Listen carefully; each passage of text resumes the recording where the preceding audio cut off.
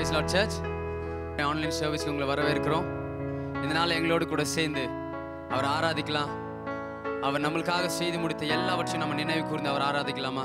கண்களை மூடி சொல்லலாமா? நன்றி இயேசுவே, நீங்க எங்களுக்காக செய்து முடிச்ச நன்மைகளுக்காக நன்றி செலுத்துறோம். இது அவரை நினைவு கூறுகிற நாள். இன்னைக்கு அவரை நினைவு கூறலாமா? அவரை நினைச்சு பார்க்கலாம். இயேசுவே நீங்க வேணும், இயேசுப்பா நீங்க மட்டும் போதும் ஆண்டவரே. உங்க வெளியேற பெற்ற ரத்தத்தை சிந்தி எங்களை மீட்டு கொண்டதுக்காக நன்றி செலுத்துகிறோம். ஹல்லேலூயா, நன்றி இயேசுவே, உம்மை ஆராதனை செய்கிறோம். இயேசுவே நல்லவர், நீங்க நல்லவர், நீர் நல்லவர், நல்லவர். அப்படி துதிக்கலாம். வாய்களை தெரிந்த வீடுதோறும் நன்றி செலுத்துறோம் ஆண்டவரே. நீங்க மாத்திரம் போதும், நீங்க மாத்திரம் போதும். Thank you Jesus, thank you Jesus. Oh hallelujah. பிதாவே ஆராதிக்கின்றோம், இயேசுவே ஆர்ப்பரிக்கின்றோம். பிதாவே ஆராதிக்கின்றோம், இயேசுவே ஆர்ப்பரிக்கின்றோம். எங்கள் ஆவியானவரே, உம்மை அன்பு செய்கின்றோம். எங்கள் ஆவியானவரே, உம்மை அன்பு செய்கின்றோம். ஆராதிக்கின்றோம், ஆராதிக்கின்றோம், ஆர்ப்பரிக்கின்றோம். உம்மை அன்பு செய்கின்றோம். எங்க கூட சேர்ந்து பாடலாமா? உம்மை ஆராதிக்கின்றோம், ஆர்ப்பரிக்கின்றோம். உம்மை அன்பு செய்கின்றோம், உம்மை அன்பு செய்கின்றோம். பிதாவே பிதாவே ஆராதிக்கின்றோம், இயேசுவே ஆர்ப்பரிக்கின்றோம். பிதாவே ஆராதிக்கின்றோம், இயேசுவே ஆர்ப்பரிக்கின்றோம். எங்கள் ஆவியானவரே,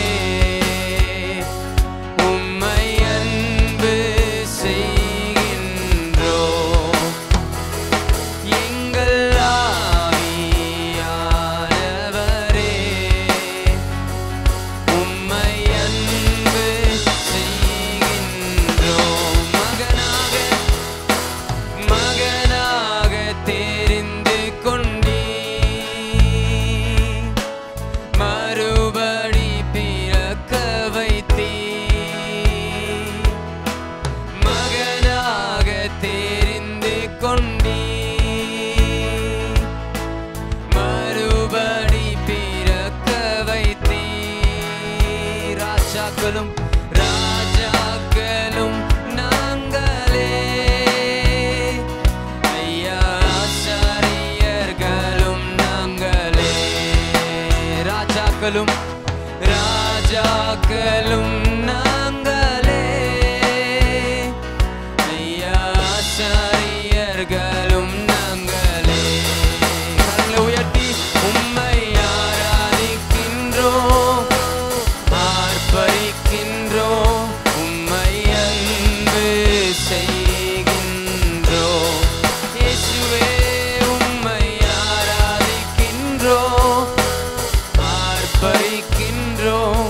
உம்மை அன்பு செய்கின்றோம். உம்மை ஆராதிக்கிறோம், உம்மை ஆராதிக்கின்றோம், ஆர்ப்பரிக்கின்றோம். உம்மை அன்பு செய்கின்றோம். இன்னொரு தடவை சொல்லி ஆராதிக்கலாமா? உம்மை ஆராதிக்கின்றோம், ஆர்ப்பரிக்கின்றோம்.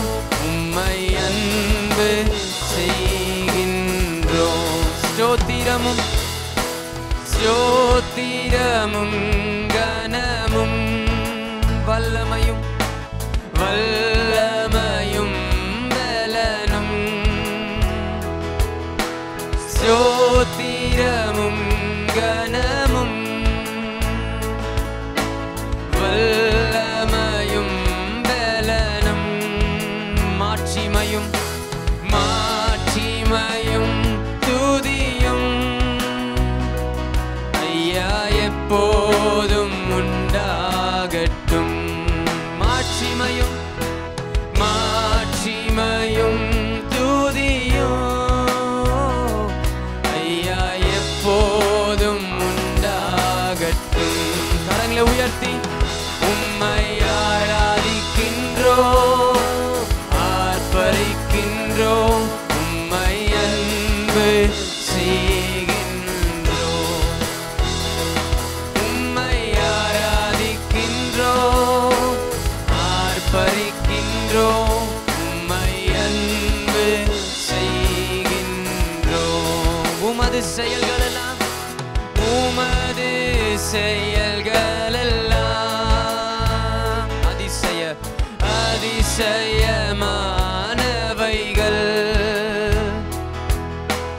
உமது செயல்களெல்லாம்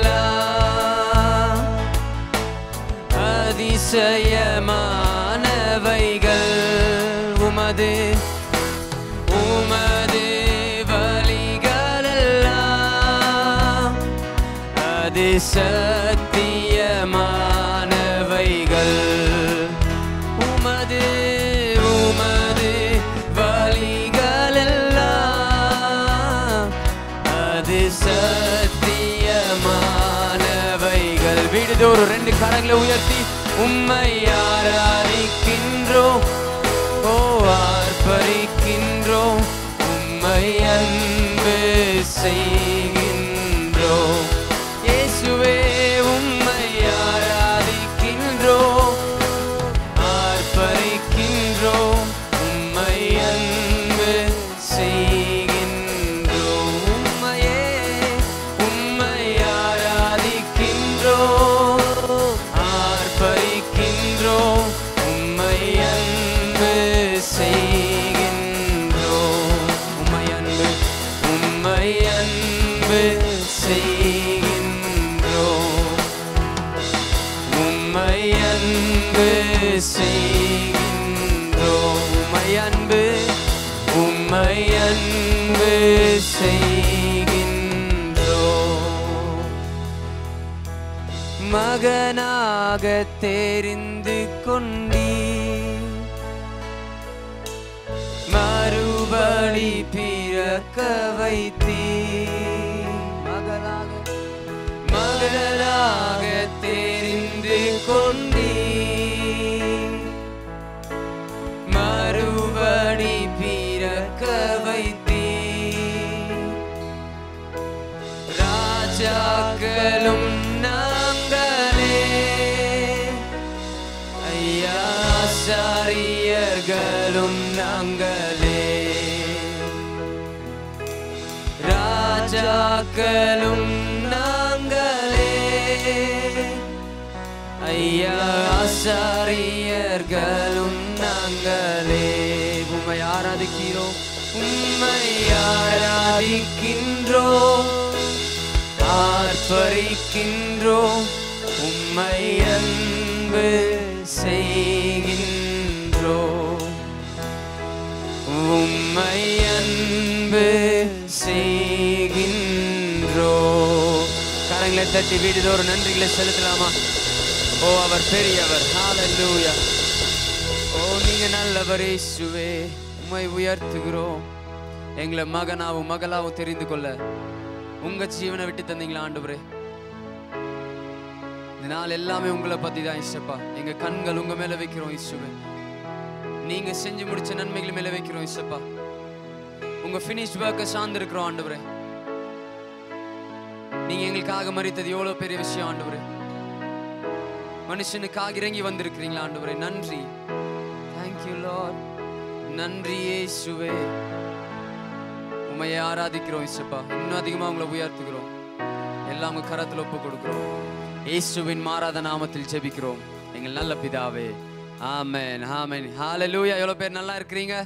நீங்க நல்லா இருப்பீங்க நான் நம்புறேன். அதனால இன்னைக்கு அவர் நம்மளுக்காக மரித்ததை குறித்து நம்ம நினைவு கூர்ந்து கொண்டிருக்கிறோம்.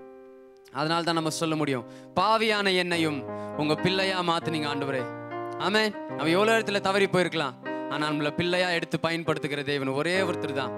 அவர் நம்மளுக்காக மரித்தார். இந்த பாடலை பாடி அவர் நாமத்தை உயர்த்தலாமா?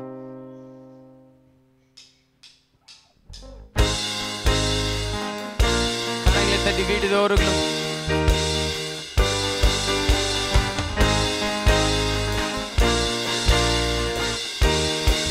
உம்மை ஆராதிக்கிறோம், உம்மை ஆராதிக்கின்றோம் இயேசுவே, உம்மை ஆராதிக்கின்றோம், உம்மை ஆராதிக்கின்றோம் இயேசுவே, உம்மை ஆராதிக்கின்றோம். நீ நல்லவர், நீ நல்லவர், சர்வ வல்லவர், உம்மை போல் வேறு தெய்வம் இல்லை.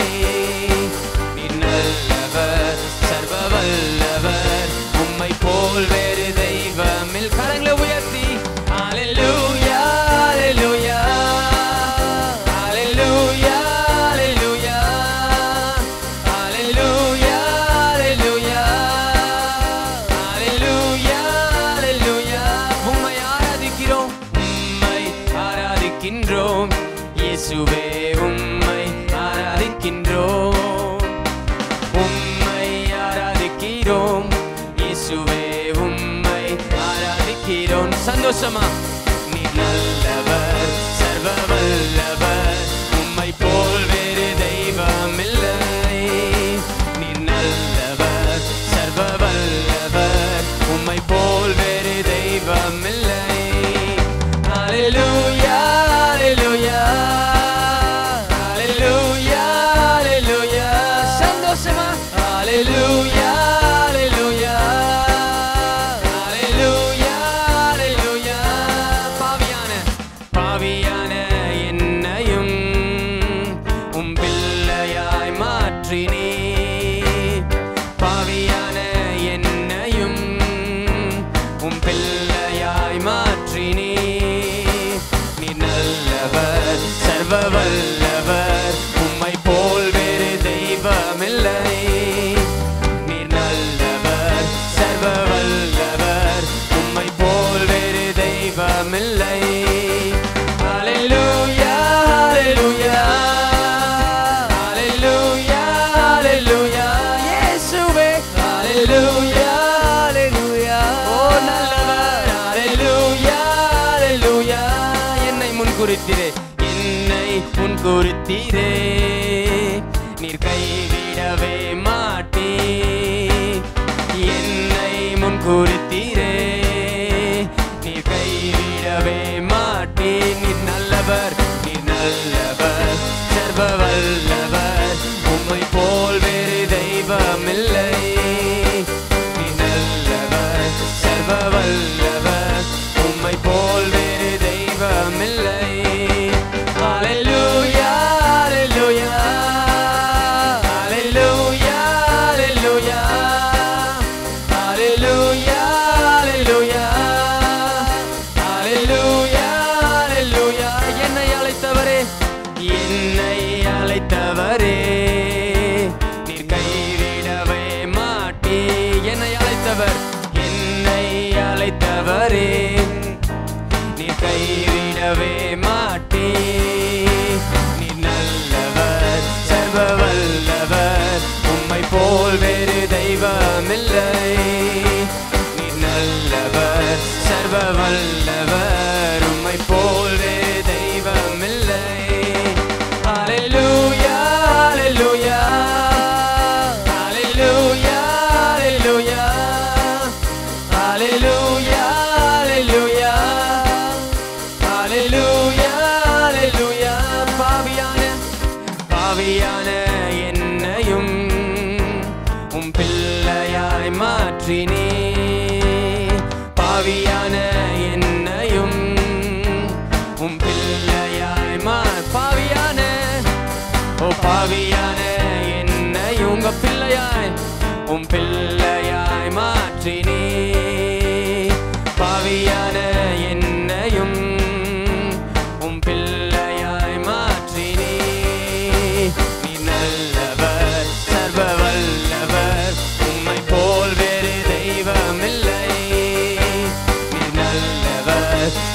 வல்லவர், உம்மை போல் வேறு தெய்வமில்லை.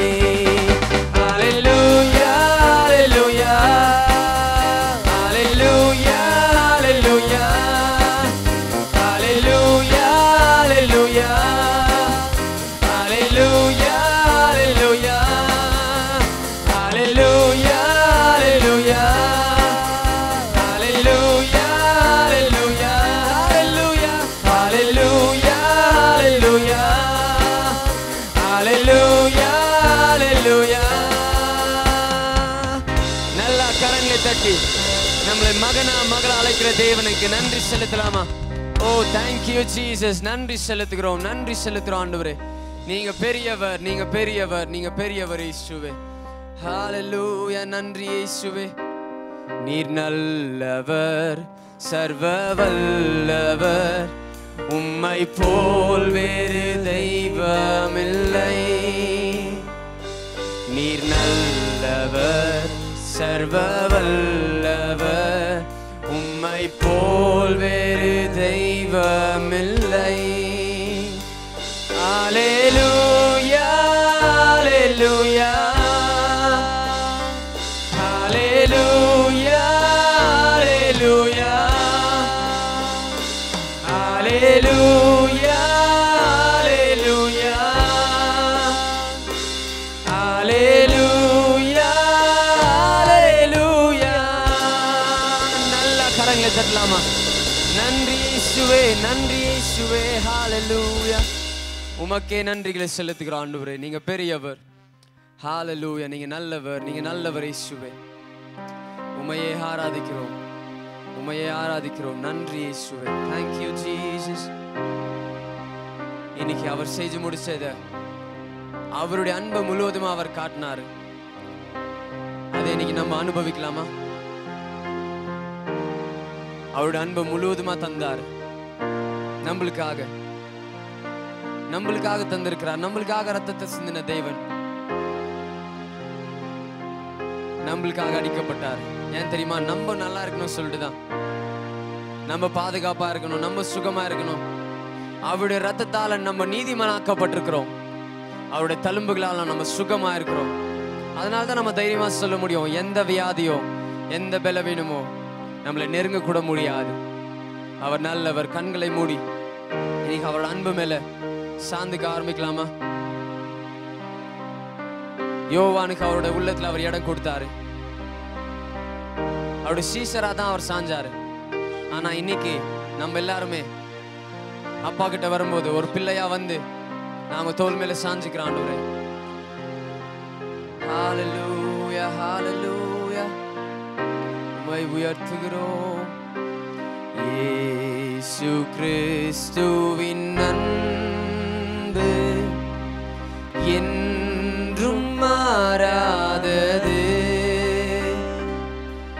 என் இயேசு கிறிஸ்துவின் மாறா கிருபை என்றும் குறையாதது.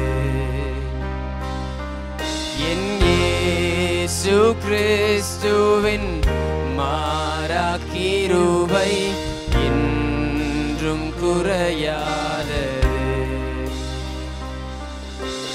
இயேசு கிறிஸ்துவின் அன்பு என் மீறுதல்களுக்காய் இயேசு காயங்கள் பட்டார்.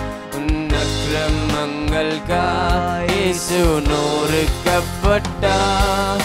உன் மீறுதல்களுக்காய் இயேசு காயங்கள் பட்டார்.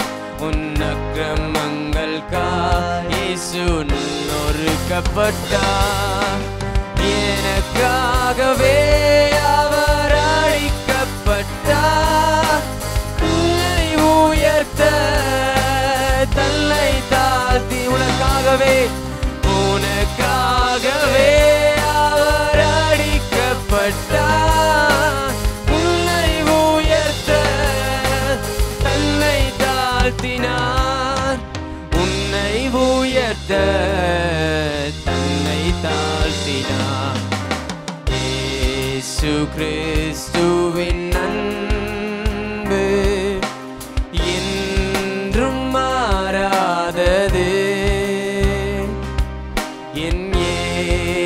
கிறிஸ்துவின் மாறா கிருபை என்றும் குறையாதது. என் இயேசு கிறிஸ்துவின் மாறா கிருபை என்றும் குறையாதது. பாவி என்றுன்னை அவர் தள்ளவே மாட்டார். ஆவலாய் உன்னை அழைக்கிறாரே. பாவி என்றுன்னை அவர் தள்ளவே மாட்டார். ஆவலாய் உன்னை அழைக்கிறாரே. தயங்கிடாதே, தாவி ஓடி வா. தந்தை இயேசுவில் சொந்தம் கொள்ளவா. தயங்கிடாதே, தாவி ஓடி வா. தந்தை இயேசுவில் சொந்தம் கொள்ளவா. தந்தை இயேசுவின் சொந்தம் கொள்ளவா. இயேசு கிறிஸ்துவின் அன்பு என்றும் மாறாதது. என் இயேசு கிறிஸ்துவின் மாறா கிருபை என்றும் குறையாதது. என் இயேசு கிறிஸ்துவின் மாறா கிருபை என்றும் குறையாதது. என் இயேசு கிறிஸ்துவின் என் இயேசு கிறிஸ்துவின் மாறா கிருபை என்றும் குறையாதது. இயேசு கிறிஸ்துவின் இயேசு கிறிஸ்துவின் மாறா கிருபை என்றும் குறையாதது.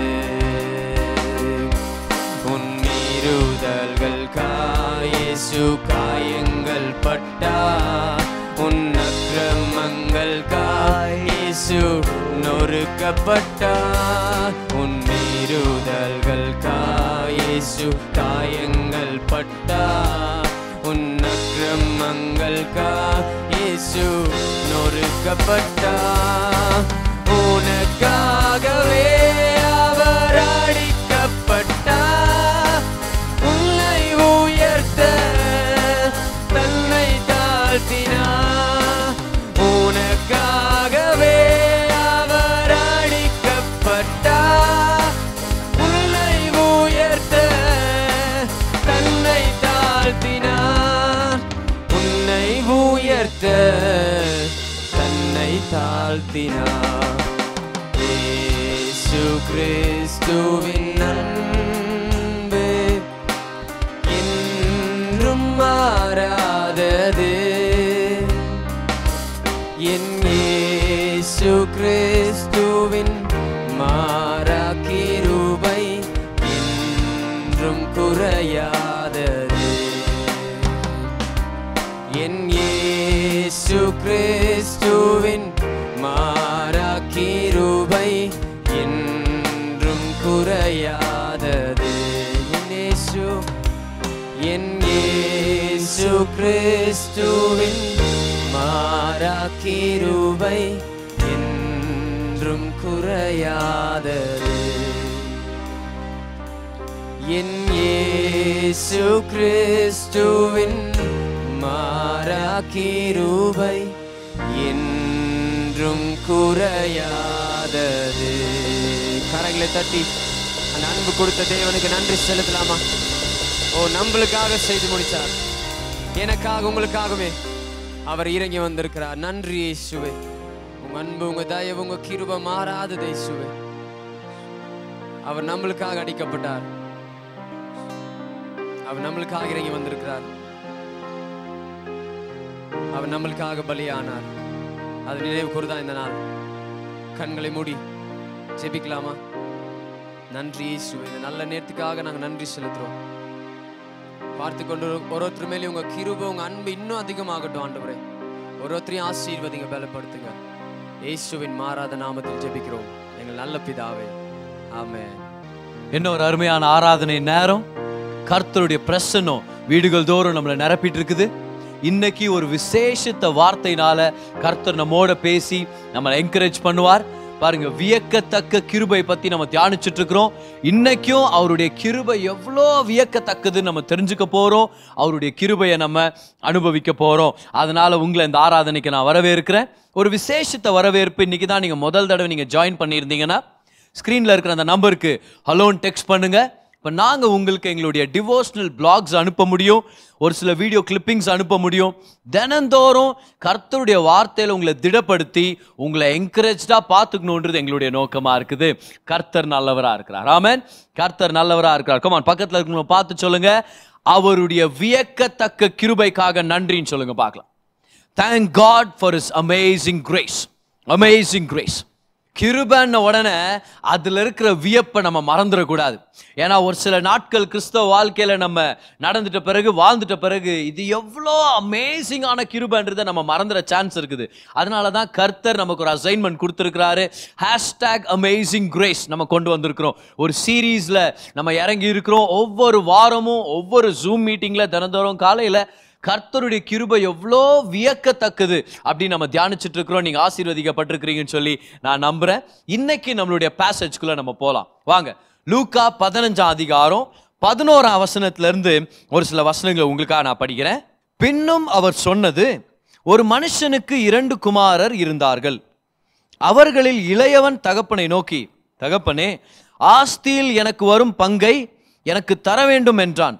அந்தபடி அவன் அவர்களுக்கு தன் ஆஸ்தியை பங்கிட்டு கொடுத்தான். சில நாளைக்கு பின்பு இளைய மகன் எல்லாவற்றையும் சேர்த்து கொண்டு தூர தேசத்துக்கு புறப்பட்டு போய் அங்கே துன்மார்க்கமாய் ஜீவனம் பண்ணி தன் ஆஸ்தியை அழித்து போட்டான். எல்லாவற்றையும் அவன் செலவழித்த பின்பு அந்த தேசத்திலே கொடிய பஞ்சம் உண்டாயிற்று. அப்பொழுது அவன் குறைவுபடத் தொடங்கி அந்த தேசத்து குடிகளில் ஒருவனிடத்தில் போய் ஒட்டி கொண்டான். அந்த குடியானவன் அவனை தன் வயல்களில் பன்றிகளை மேய்க்கும்படி அனுப்பினான். அப்பொழுது பன்றிகள் தின்கிற தவிட்டினாலே தன் வயிற்றை நிரப்ப ஆசையாய் இருந்தான். ஒருவனும் அதை அவனுக்கு கொடுக்கவில்லை. அவனுக்கு புத்தி தெளிந்தபோது அவன், என் தகப்பனுடைய கூலிக்காரர் எத்தனையோ பேருக்கு பூர்த்தியான சாப்பாடு இருக்கிறது, நானோ பசியினால் சாகிறேன். நான் எழுந்து என் தகப்பனிடத்திற்கு போய், தகப்பனே, பரத்துக்கு விரோதமாகவும் உமக்கு முன்பாகவும் பாவம் செய்தேன்.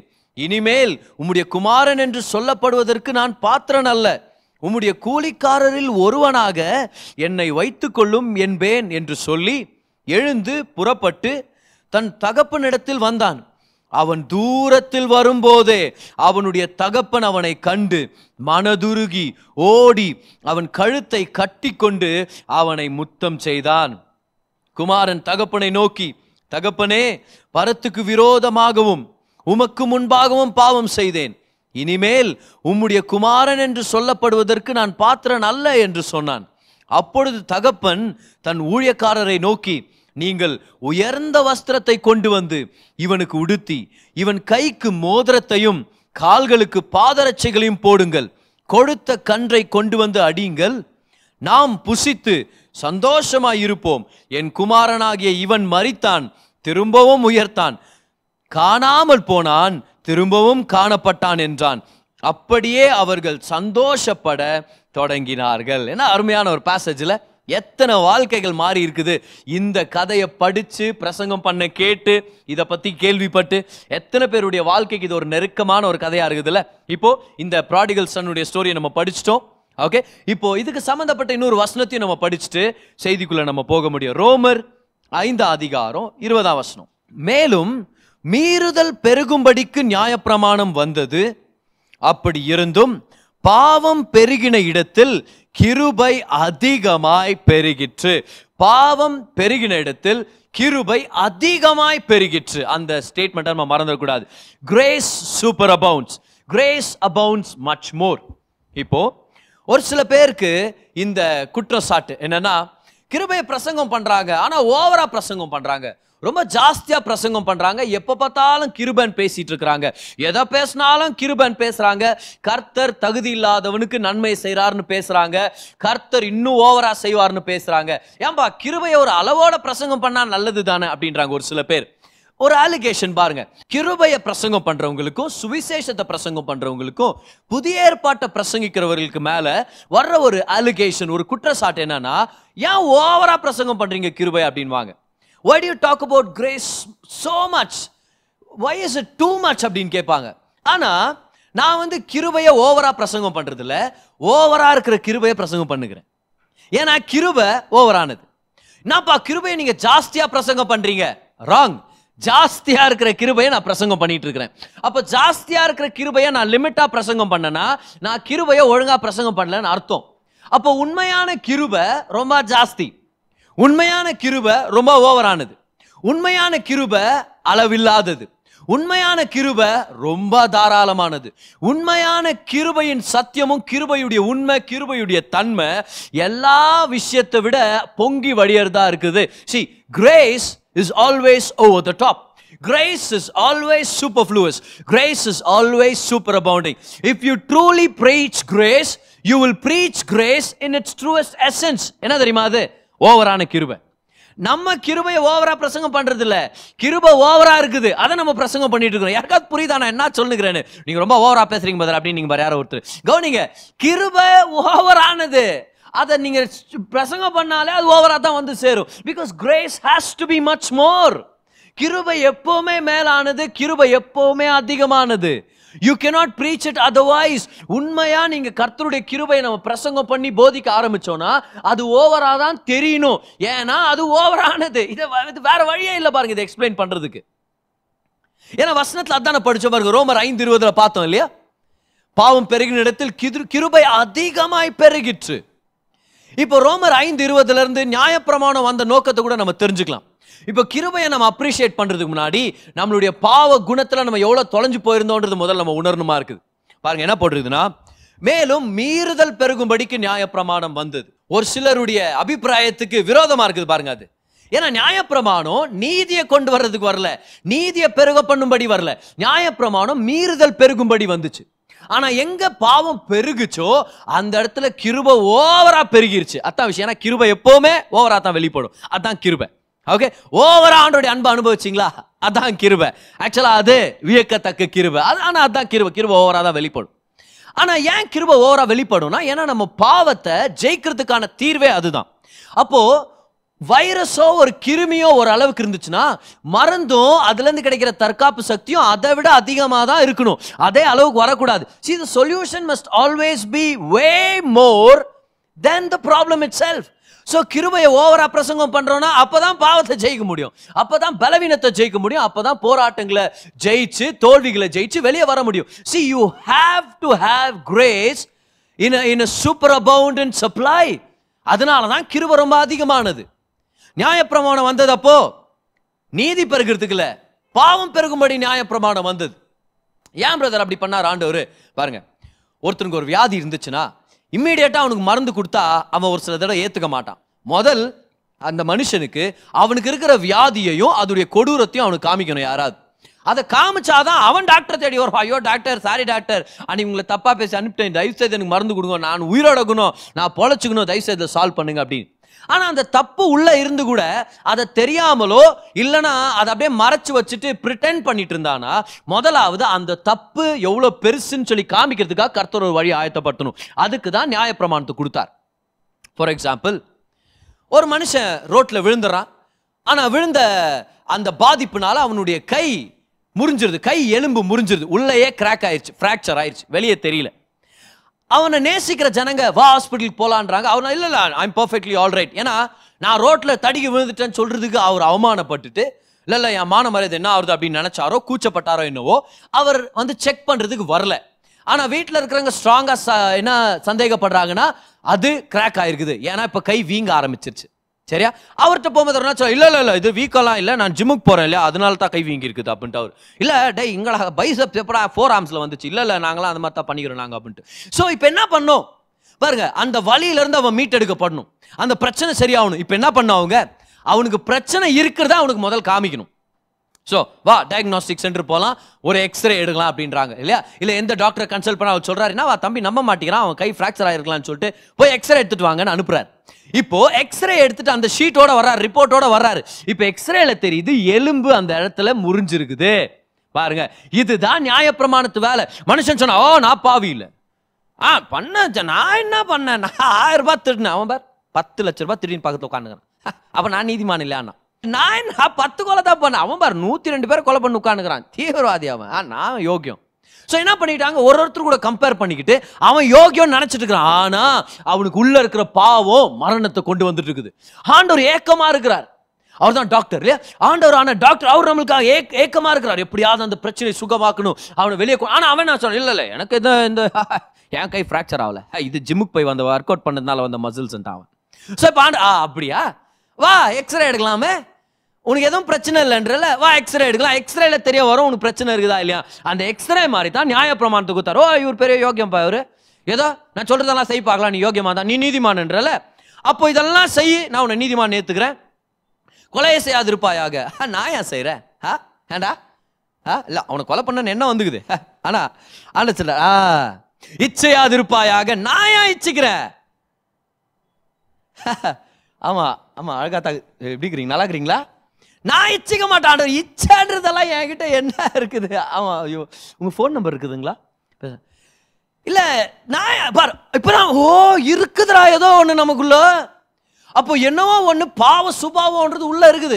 இதை புரிஞ்சுக்கணும் தான் ஆண்டவர் நியாயப்பிரமாணத்தை கொடுத்தார். பாருங்க, மீறுதல் பெருகும்படி நியாயப்பிரமாணம் வந்துச்சு, நீதி பெருகும்படி இல்ல. அப்படின்னா அர்த்தம், எக்ஸ்ரே வந்தது எதுக்காக, நமக்குள்ள இருக்கிற பிரச்சனையை காமிக்கிறதுக்கு. அது முறிஞ்சு போன எலும்பை சுகமாக்க முடியுமா? இப்ப யோசிச்சு பாருங்க பார்க்கலாம். அந்த எக்ஸ்ரே எடுத்துட்டு, x-ray what a beautiful x-ray, நீ வா நீ தான் எனக்கு எல்லாம் அப்படின்ட்டு அந்த எக்ஸ்ரே எடுத்து அவன் கையில கட்டிக்கினா சரியாயிடுமா முறிஞ்சு போன எலும்பு? சொல்லுங்க பார்க்கலாம். இல்ல அந்த தலைமாட்டில் வச்சு படுக்கிறதுனால 4 நாள் ஏஞ்சி 4 நாள் ஏஞ்ச பிறகு பார்த்தா சரியாயிடுமா? அது இல்ல, அந்த எக்ஸ்ரே அவங்கிட்ட இருக்கிற டிஃபெக்ட காமிக்குது, அவ்வளவுதான். நியாயப்பிரமாணம் ஒருத்தனை ரட்சிக்க முடியாது, அவனுக்குள்ள இருக்கிற குறையவும் அவனுக்குள்ள இருக்கிற பாவத்தையும் மரணத்தையும் அது வெளியே கொண்டு வந்துச்சு. இன்ஃபேக்ட் அது மேக்னிஃபை பண்ணுச்சு. எப்படி தெரியுமா? அந்த உடஞ்சு முறிஞ்ச கையோட வந்திருக்கிற அந்த மனுஷனை பார்த்து டாக்டர், என்னப்பா வீங்கி இருக்குதானா, ஏதோ தொட்டு பார்க்கறான், அமுத்தி விட்டானா, ஐயோ டாக்டர் என்னப்பா கத்துற பாத்தியா, ஏதோ பிரச்சனை இருக்குது. அந்த வலியை கொண்டு வரதான் நியாயப்பிரமாணத்துடைய வேலை. அப்ப நியாயப்பிரமாணம் ஒருத்தனை காப்பாற்ற முடியல. பவுல் கேட்கிறார் கலாத்தியர் 2:21, நியாயப்பிரமாணம் நீதியை கொண்டு வந்துச்சுன்னா அப்போ இயேசு சிலுவையில செத்துந்து வேஸ்டா அப்படின்னு கேட்கிறார் அவர். சொல்லுங்க, இயேசு அவ்வளோ அடி வாங்கி அவ்வளோ துன்பப்பட்டு அந்த அளவுக்கு ஒரு சித்திரவாதையை அனுபவிச்சு அவர் மரிச்சது காரணம் என்னது? நியாயப்பிரமாணத்தால நீதியை ப்ரொவைட் பண்ண முடியல. அதனாலதான் இயேசு சிலுவையில மரிக்கணுமா இருந்துச்சு. If righteousness come by the law then Christ is dead in vain. அப்ப நியாயப்பிரமாணம் எதுக்கு பிரதர்? எதுக்கு அது? எதுக்கு நியாயப்பிரமாணம்? நீங்க சொல்லுங்க. எக்ஸ்ரே ரிப்போர்ட் எதுக்கு? இந்த ஒன்னாவாத மாதிரி நடிக்கிற இந்த மனுஷனை டாக்டரை தேடி போக வைக்கிறதுக்காக. இப்ப இந்த மனுஷன் என்ன பண்ணுவான்? எங்க அந்த டாக்டர் தான் என் கை கட்டு போட முடியும், ஐயோ என் கை முறிஞ்சு போயிருது, நான் என்ன வேலை செய்ய முடியாது, பொழைக்க முடியாது, ஐயோ நான் நல்லா இருக்கணுமே. அந்த டாக்டர் எங்க? நியாயப்பிரமாணம் கொடுக்கப்பட்டது எதுக்கா தெரியுமா? உனக்குள்ள பிரச்சனை இருக்குது, மரியாதையா ரட்சகரை தேடின்னு வா, மரியாதையா கிருபை அங்கீகரிச்சுக்க, மரியாதையா தேவனை உன்னுடைய ரட்சகராக அங்கீகரித்துக்கொள். இதுதான் நியாயப்பிரமாணத்துடைய வேலை. நியாயப்பிரமாணம் பாவத்தை வெளியே கொண்டு வந்துச்சு. அதனால்தான் ரோமர் 7:9 அப்போஸ்தலர் பவுல் சொல்றாரு, நியாயப்பிரமாணம் வரதுக்கு முன்னாடி நான் உயிரோட இருந்தேன், ஆனா நியாயப்பிரமாணம் வந்த உடனே பாவம் உயிர்ப்பித்தது. உள்ளுக்குள்ள ஒளிஞ்சிட்டு இருந்த பாவம் இப்ப வெளியே வர ஆரம்பிச்சிருச்சு. ஏன்? அவன் பாவின்னு சொல்லி இந்த நியாயப்பிரமாணம் சுட்டி காமிக்குது. எல்லாரும் பாவிகள் தானே. இயேசு இல்லாம, இயேசுவை ஏத்துக்கிறதுக்கு முன்னாடி நம்ம எல்லாருமே பாவத்துல செத்து கிடந்தோமே. ரோமர் 3:23 நம்ம படிக்கிறோம், எல்லோரும் பாவம் செய்து தேவ மகிமை அற்றவர்களானோம். Come on. நியாயப்பிரமாணத்துடைய வேலை அதுதான். என்னன்னு? பாவத்தை பெருசா காமிக்கணும், பாவத்தை மேக்னிஃபை பண்ணி காமிக்கணும், ஓவரா காமிக்கணும். ஓ நீ பெரிய பாவி, ஐயோ நீ பெருசா பண்ணிட்ட, ஐயோ உனக்குள்ள பெரிய பிரச்சனை இருக்குதுடா, அதை காமிக்கிறது தான் நியாயப்பிரமாணம் வந்துச்சு. ஏன்? அப்போதான் இவன் ஓடி போய் சொல்லுவான், ஆண்டவரே நீங்க எனக்கு வேணும், என்ன நானே காப்பாற்ற முடியல, என்ன நானே சரியாக்கிக்க முடியல, இந்த நியாயப்பிரமாணத்தை இந்த எக்ஸ்ரே சுத்தி பார்த்தேன் டாக்டர், தெரியாம மாட்டேங்குது, டாக்டர் நீங்க எனக்கு சகாயம் பண்ணுங்க.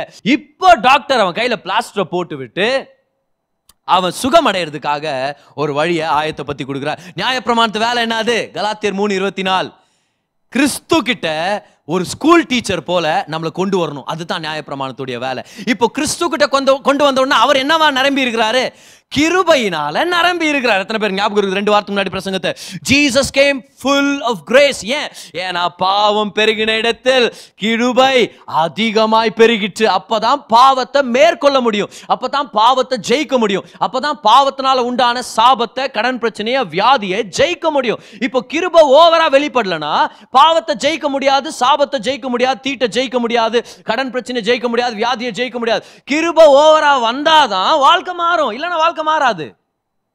அப்ப தேவன் சொல்றாரு இல்லையா, பாவம் பெருகின இடத்தில் கிருபை அதிகமாய் பெருகிட்டு. இந்த கிருபை என்ன வருது? ஐயோ டாக்டர் வேணும் டாக்டர், என் கை ஃப்ராக்சர் ஆயிடுச்சு, உண்மைதான் டாக்டர், தயவுசெய்து ட்ரீட் பண்ணுங்க டாக்டர். நம்ம வரோம், நியாயப்பிரமாணத்துக்கு கீழே இருந்தேன், என்னால் நீதிமானா இருக்க முடியல, நான் பண்ற பாவம்லாம் பெருசா தருது, ஒன்னு செய்ய போனா 10 பண்ணி விட்டுறோம், ஐயோ நான் பெரிய பாவி, எனக்கு ரட்சகர் வேணும்னு ஆண்டு சொல்றாரு. பாவம் பெருகின இடத்தில் கிருபை அதிகமாய் பெருகிட்டு. அந்த கிருபை அவனை ரட்சித்து, அவனுடைய சுயரூபத்தையே மாத்தி, அவனுக்கு வல்லமையை கொடுத்து, பரிசுத்தமா வாழ வச்சு, வியாதியை ஜெயிக்க வச்சு, போராட்டங்களையும் பண கஷ்டத்தை ஜெயிக்க வச்சு, அவனை தலை நிமிர்ந்து வாழ வைக்குது. அதுதான் கிருபை. இப்போ ஏன் தெரியுமா கிருபை அத்தனையும் செய்யுது? ஏன்னா கிருபை பாவத்தை விட, பிரச்சனையை விட ஓவரா வெளிப்படுது. அதனாலதான் என்கிட்ட வந்து நீங்க ரொம்ப ஓவரா கிருபை பத்தி பிரசங்கம் பண்றீங்க. இல்ல, நான் ஓவரான கிருபை நான் பிரசங்கம் பண்ணிட்டு இருக்கிறேன். Grace is always over the top. Grace is always excessive. Grace is always superabounding. உண்மையான கிருபை அளவு கடங்காதது. உண்மையான கிருபை ரொம்ப தாராளமானது. உண்மையான கிருபை பொங்கி வழிகிறது. உண்மையான கிருபை அதிகமாய் பெருகுகிறது. நல்லா ஞாபகம் வச்சுங்க. Grace in its truest essence is superabounding. போடுங்க லைவ் சாட்ல யாராவது ஒருத்தர் என்னன்னு superabounding grace போடுங்க. Super abounding grace. இதை சொல்றதுக்காக தேவன் பயன்படுத்துற வார்த்தைகளை பாருங்களேன். பாவம் பெருகின இடத்தில், அந்த வார்த்தை வந்து கிரீக்ல பிளியோனாட்சோ. பிளியோனாட்சோனா அதிகமாகுதுன்னு அர்த்தம். அப்ப நம்ம பெருகுதுன்னு கூட சொல்லக்கூடாது, அதிகமாகுதுன்னு நம்ம சொல்லிடலாமா? அப்படியே அது கூட நல்லா கரெக்டா தானே இருக்கும். இன்க்ரீஸ் அப்படின்னு. ஆனா கிருபை அதிகமாய் பெருகிட்டுன்னு சொல்லி 2 வார்த்தையை பயன்படுத்துறாங்க தமிழ் பைபிள்ல. ஆனா அது கிரீக்ல ஒரே வார்த்தை. அது என்ன தெரியுமா? ஹூப்பர் பெரிசியோ. வேர் சின் பிளியோனாட்சோ, கிரேஸ் ஹூப்பர் பெரிசியோ. ஹூப்பர்னா ஓவர்னு அர்த்தம். அதைத்தான் ஹைப்பர்ன்றாங்க. ஹைப்பர் ஆக்டிவ், ஓவர் ஆக்டிவ் பாவம் அப்படின்னு இல்லையா? ஹைப்பர்ன்ற வார்த்தை அங்கதான் கிடைக்குது நம்மளுக்கு. ஹூப்பர். இப்போ ஹூப்பர்னாலே அது ஓவர். பெரிசியோனா என்ன அர்த்தம்? ரொம்ப ஓவர்னு அர்த்தம். எக்ஸீடிங், எக்ஸசிவ்னு அர்த்தம். அளவுக்கும் அதிகமா, தாராளமா பொங்கி வழியுதுன்னு அர்த்தம். ஸோ ஆக்சுவலா ஆண்டவர் பயன்படுத்தின வார்த்தையை நம்மளும் பயன்படுத்தினா எப்படி இருக்கும் பாருங்களேன். முதல் ஹைப்பர் கிரேஸ்ன்றது நம்மளுடைய பைபிள்ல தான் இருக்குது. பாருங்க என்ன சொல்றாரு பாருங்க ஆண்டவர். பாவம் அதிகமாகும் போது கிருபை ஓவரா, அளவு கடங்காம பொங்கி வழிஞ்சு உங்களை ரட்சிக்க வல்லமையுடையதா இருக்குதுன்னு சொல்றாரு ஆண்டவர். ஆண்டவர் யூஸ் பண்ற வார்த்தை பாருங்க, கிருபைன உடனே ஓவர் ஆகுதுன்றார். இன்னைக்கு ஆண்டவருடைய கிருபைன உடனே நம்ம என்ன ஞாபகம் வச்சுக்கணும் தெரியுமா? அது எப்பவுமே ஓவரா இருக்கும், எப்பவுமே சூப்பரா இருக்கும், எப்பவுமே உயர்ந்ததா இருக்கும். ஆண்டவர் சொன்னால, என் வழிகள் உன் வழி இல்ல, என்னுடைய எண்ணங்கள் உன்னுடைய எண்ணம் இல்ல, என் எண்ணம் ரொம்ப உயர்ந்தது, என் வழிகள் ரொம்ப ரொம்ப உயர்ந்தது. நீ என்னத்த எதிர்பார்த்த கிருபைய? நான் காமிக்கிறேன் பாரு கிருபைய. நீ என்னத்த எதிர்பார்த்த? நான் செய்யறேன் பாரு உனக்குன்னு சொல்லி ஆண்டவர் செய்வார். இதுதான் கர்த்தருடைய கிருபை. Grace is always superabounding. Come on, யாராவது amazing grace போடுங்க பார்க்கலாம் live சாட்ல. Amazing grace is always superabounding grace. அப்ப ஆண்டவர் கிருபை கொடுத்தாருன்னா அளவா கொடுக்க மாட்டார். ஆண்டவர் கிருபை கொடுத்தாருன்னா கொஞ்சம் கொஞ்சமா கொடுக்க மாட்டார். ஆண்டவர் கிருபை எப்படி தாராளமா அப்படியே இறச்சி விடுவார். வாங்கிக்கோ கிருபை, எத்துன்னு போ கிருபை. தாராளமா கொடுக்கிற தேவனா இருக்கிறார். அதனால தான் அவர்கிட்ட பெற்றுக்கொள்ளும் போது ஓவரா பெற்றுக்கொள்ள முடியும். அதனால தான் ரோமர் 5:17 படிக்கிறோம், பரிபூர்ணமான கிருபையை பெறுகிறவர்கள். அந்த இடத்துல இருக்கிற வார்த்தை தெரியுமா? abundant grace இருக்கும் இங்கிலீஷ் பைபிள்ல. God always wants you have abundant grace. ஆண்டவர் கிருபை எப்படி தெரியுமா போட்டு விடுறாரு நமக்கு? கிருபை நமக்கு எப்படி தெரியுமா சர்வ் பண்றாரு? ஒரு 3 வயசு குழந்தைகிட்ட ஜாம் பாட்டிலோ இல்லைன்னா பட்டருடைய பாட்டில கொடுக்குற மாதிரி வரும். கொடுத்துட்டு இந்த பிரெட்ல நல்லா நீ பிரெட்ல அப்ளை பண்ணி சாப்பிடுன்னு சொல்லிட்டு நீங்க போயிட்டு வாங்கலாம் 5 நிமிஷத்துல. வரும்போது பிரெட்ல மட்டும் இருக்காது, அப்படியே பெட்லயே இருக்கும் பார். பெட்ல இருக்கும், மூஞ்சில பூசின்னு, தலையில பூசின்னு, இங்க பாரு டாடி, இங்க பாரு டாடின்னு. பிரெட்ல மட்டும் இல்ல, கிட்ட போனீங்கன்னா உங்களுக்கு ஒன்று பூசி விடுவாங்க. அப்படித்தான் ஆண்டவர் கிருபை பூசுறாரு. ஆண்டவர் வந்து அளவோட இல்ல, இவ்வளவுதான் ஒரு டிராப் கிருபை. உனக்கெல்லாம் அவ்வளவு தர்றது இல்ல. ஆண்டவர் வகாடா ராஸ்தா இங்க அப்படியே பூசி விட்டு அனுப்பாரு. ஓவரான கிருபை இல்ல, ஆண்டவர் கிருபை ஓவர் ஆகுது. ஆண்டவர் சொல்ற, என் கிருபை ஓவரா இருக்குது, அவ்வளவுதான். கிருபையோட எசன்ஸ் அது ஓவரான கிருபை. அதை வந்து டிராப்பா ட்ரிப்பாலாம் நம்ம தரவே முடியாது பார். This is the grace of God. இன்னைக்கு நம்ம படிச்ச முக்கியமான பேசேஜ்ல இந்த விஷயத்தை தான் நம்ம கத்துக்க போறோம். எப்படி தேவனுடைய கிருபை எப்பவுமே தாராளமானது அப்படின்றதையும், எப்படி அது பொங்கி வழிதுன்றதையும், எப்படி அதுக்கு அளவே இல்லை அப்படின்றத தான் இந்த ஸ்டோரியில நம்ம கத்துக்க போறோம். இந்த ஸ்டோரி பேர் வந்து நம்ம கெட்ட குமாரன் நம்ம சொல்லி இருக்கிறோம். இங்கிலீஷ் பைபிள்ல ப்ராடிகல் சன்னு சொல்லுவாங்க அந்த ஸ்டோரியுடைய பேர்.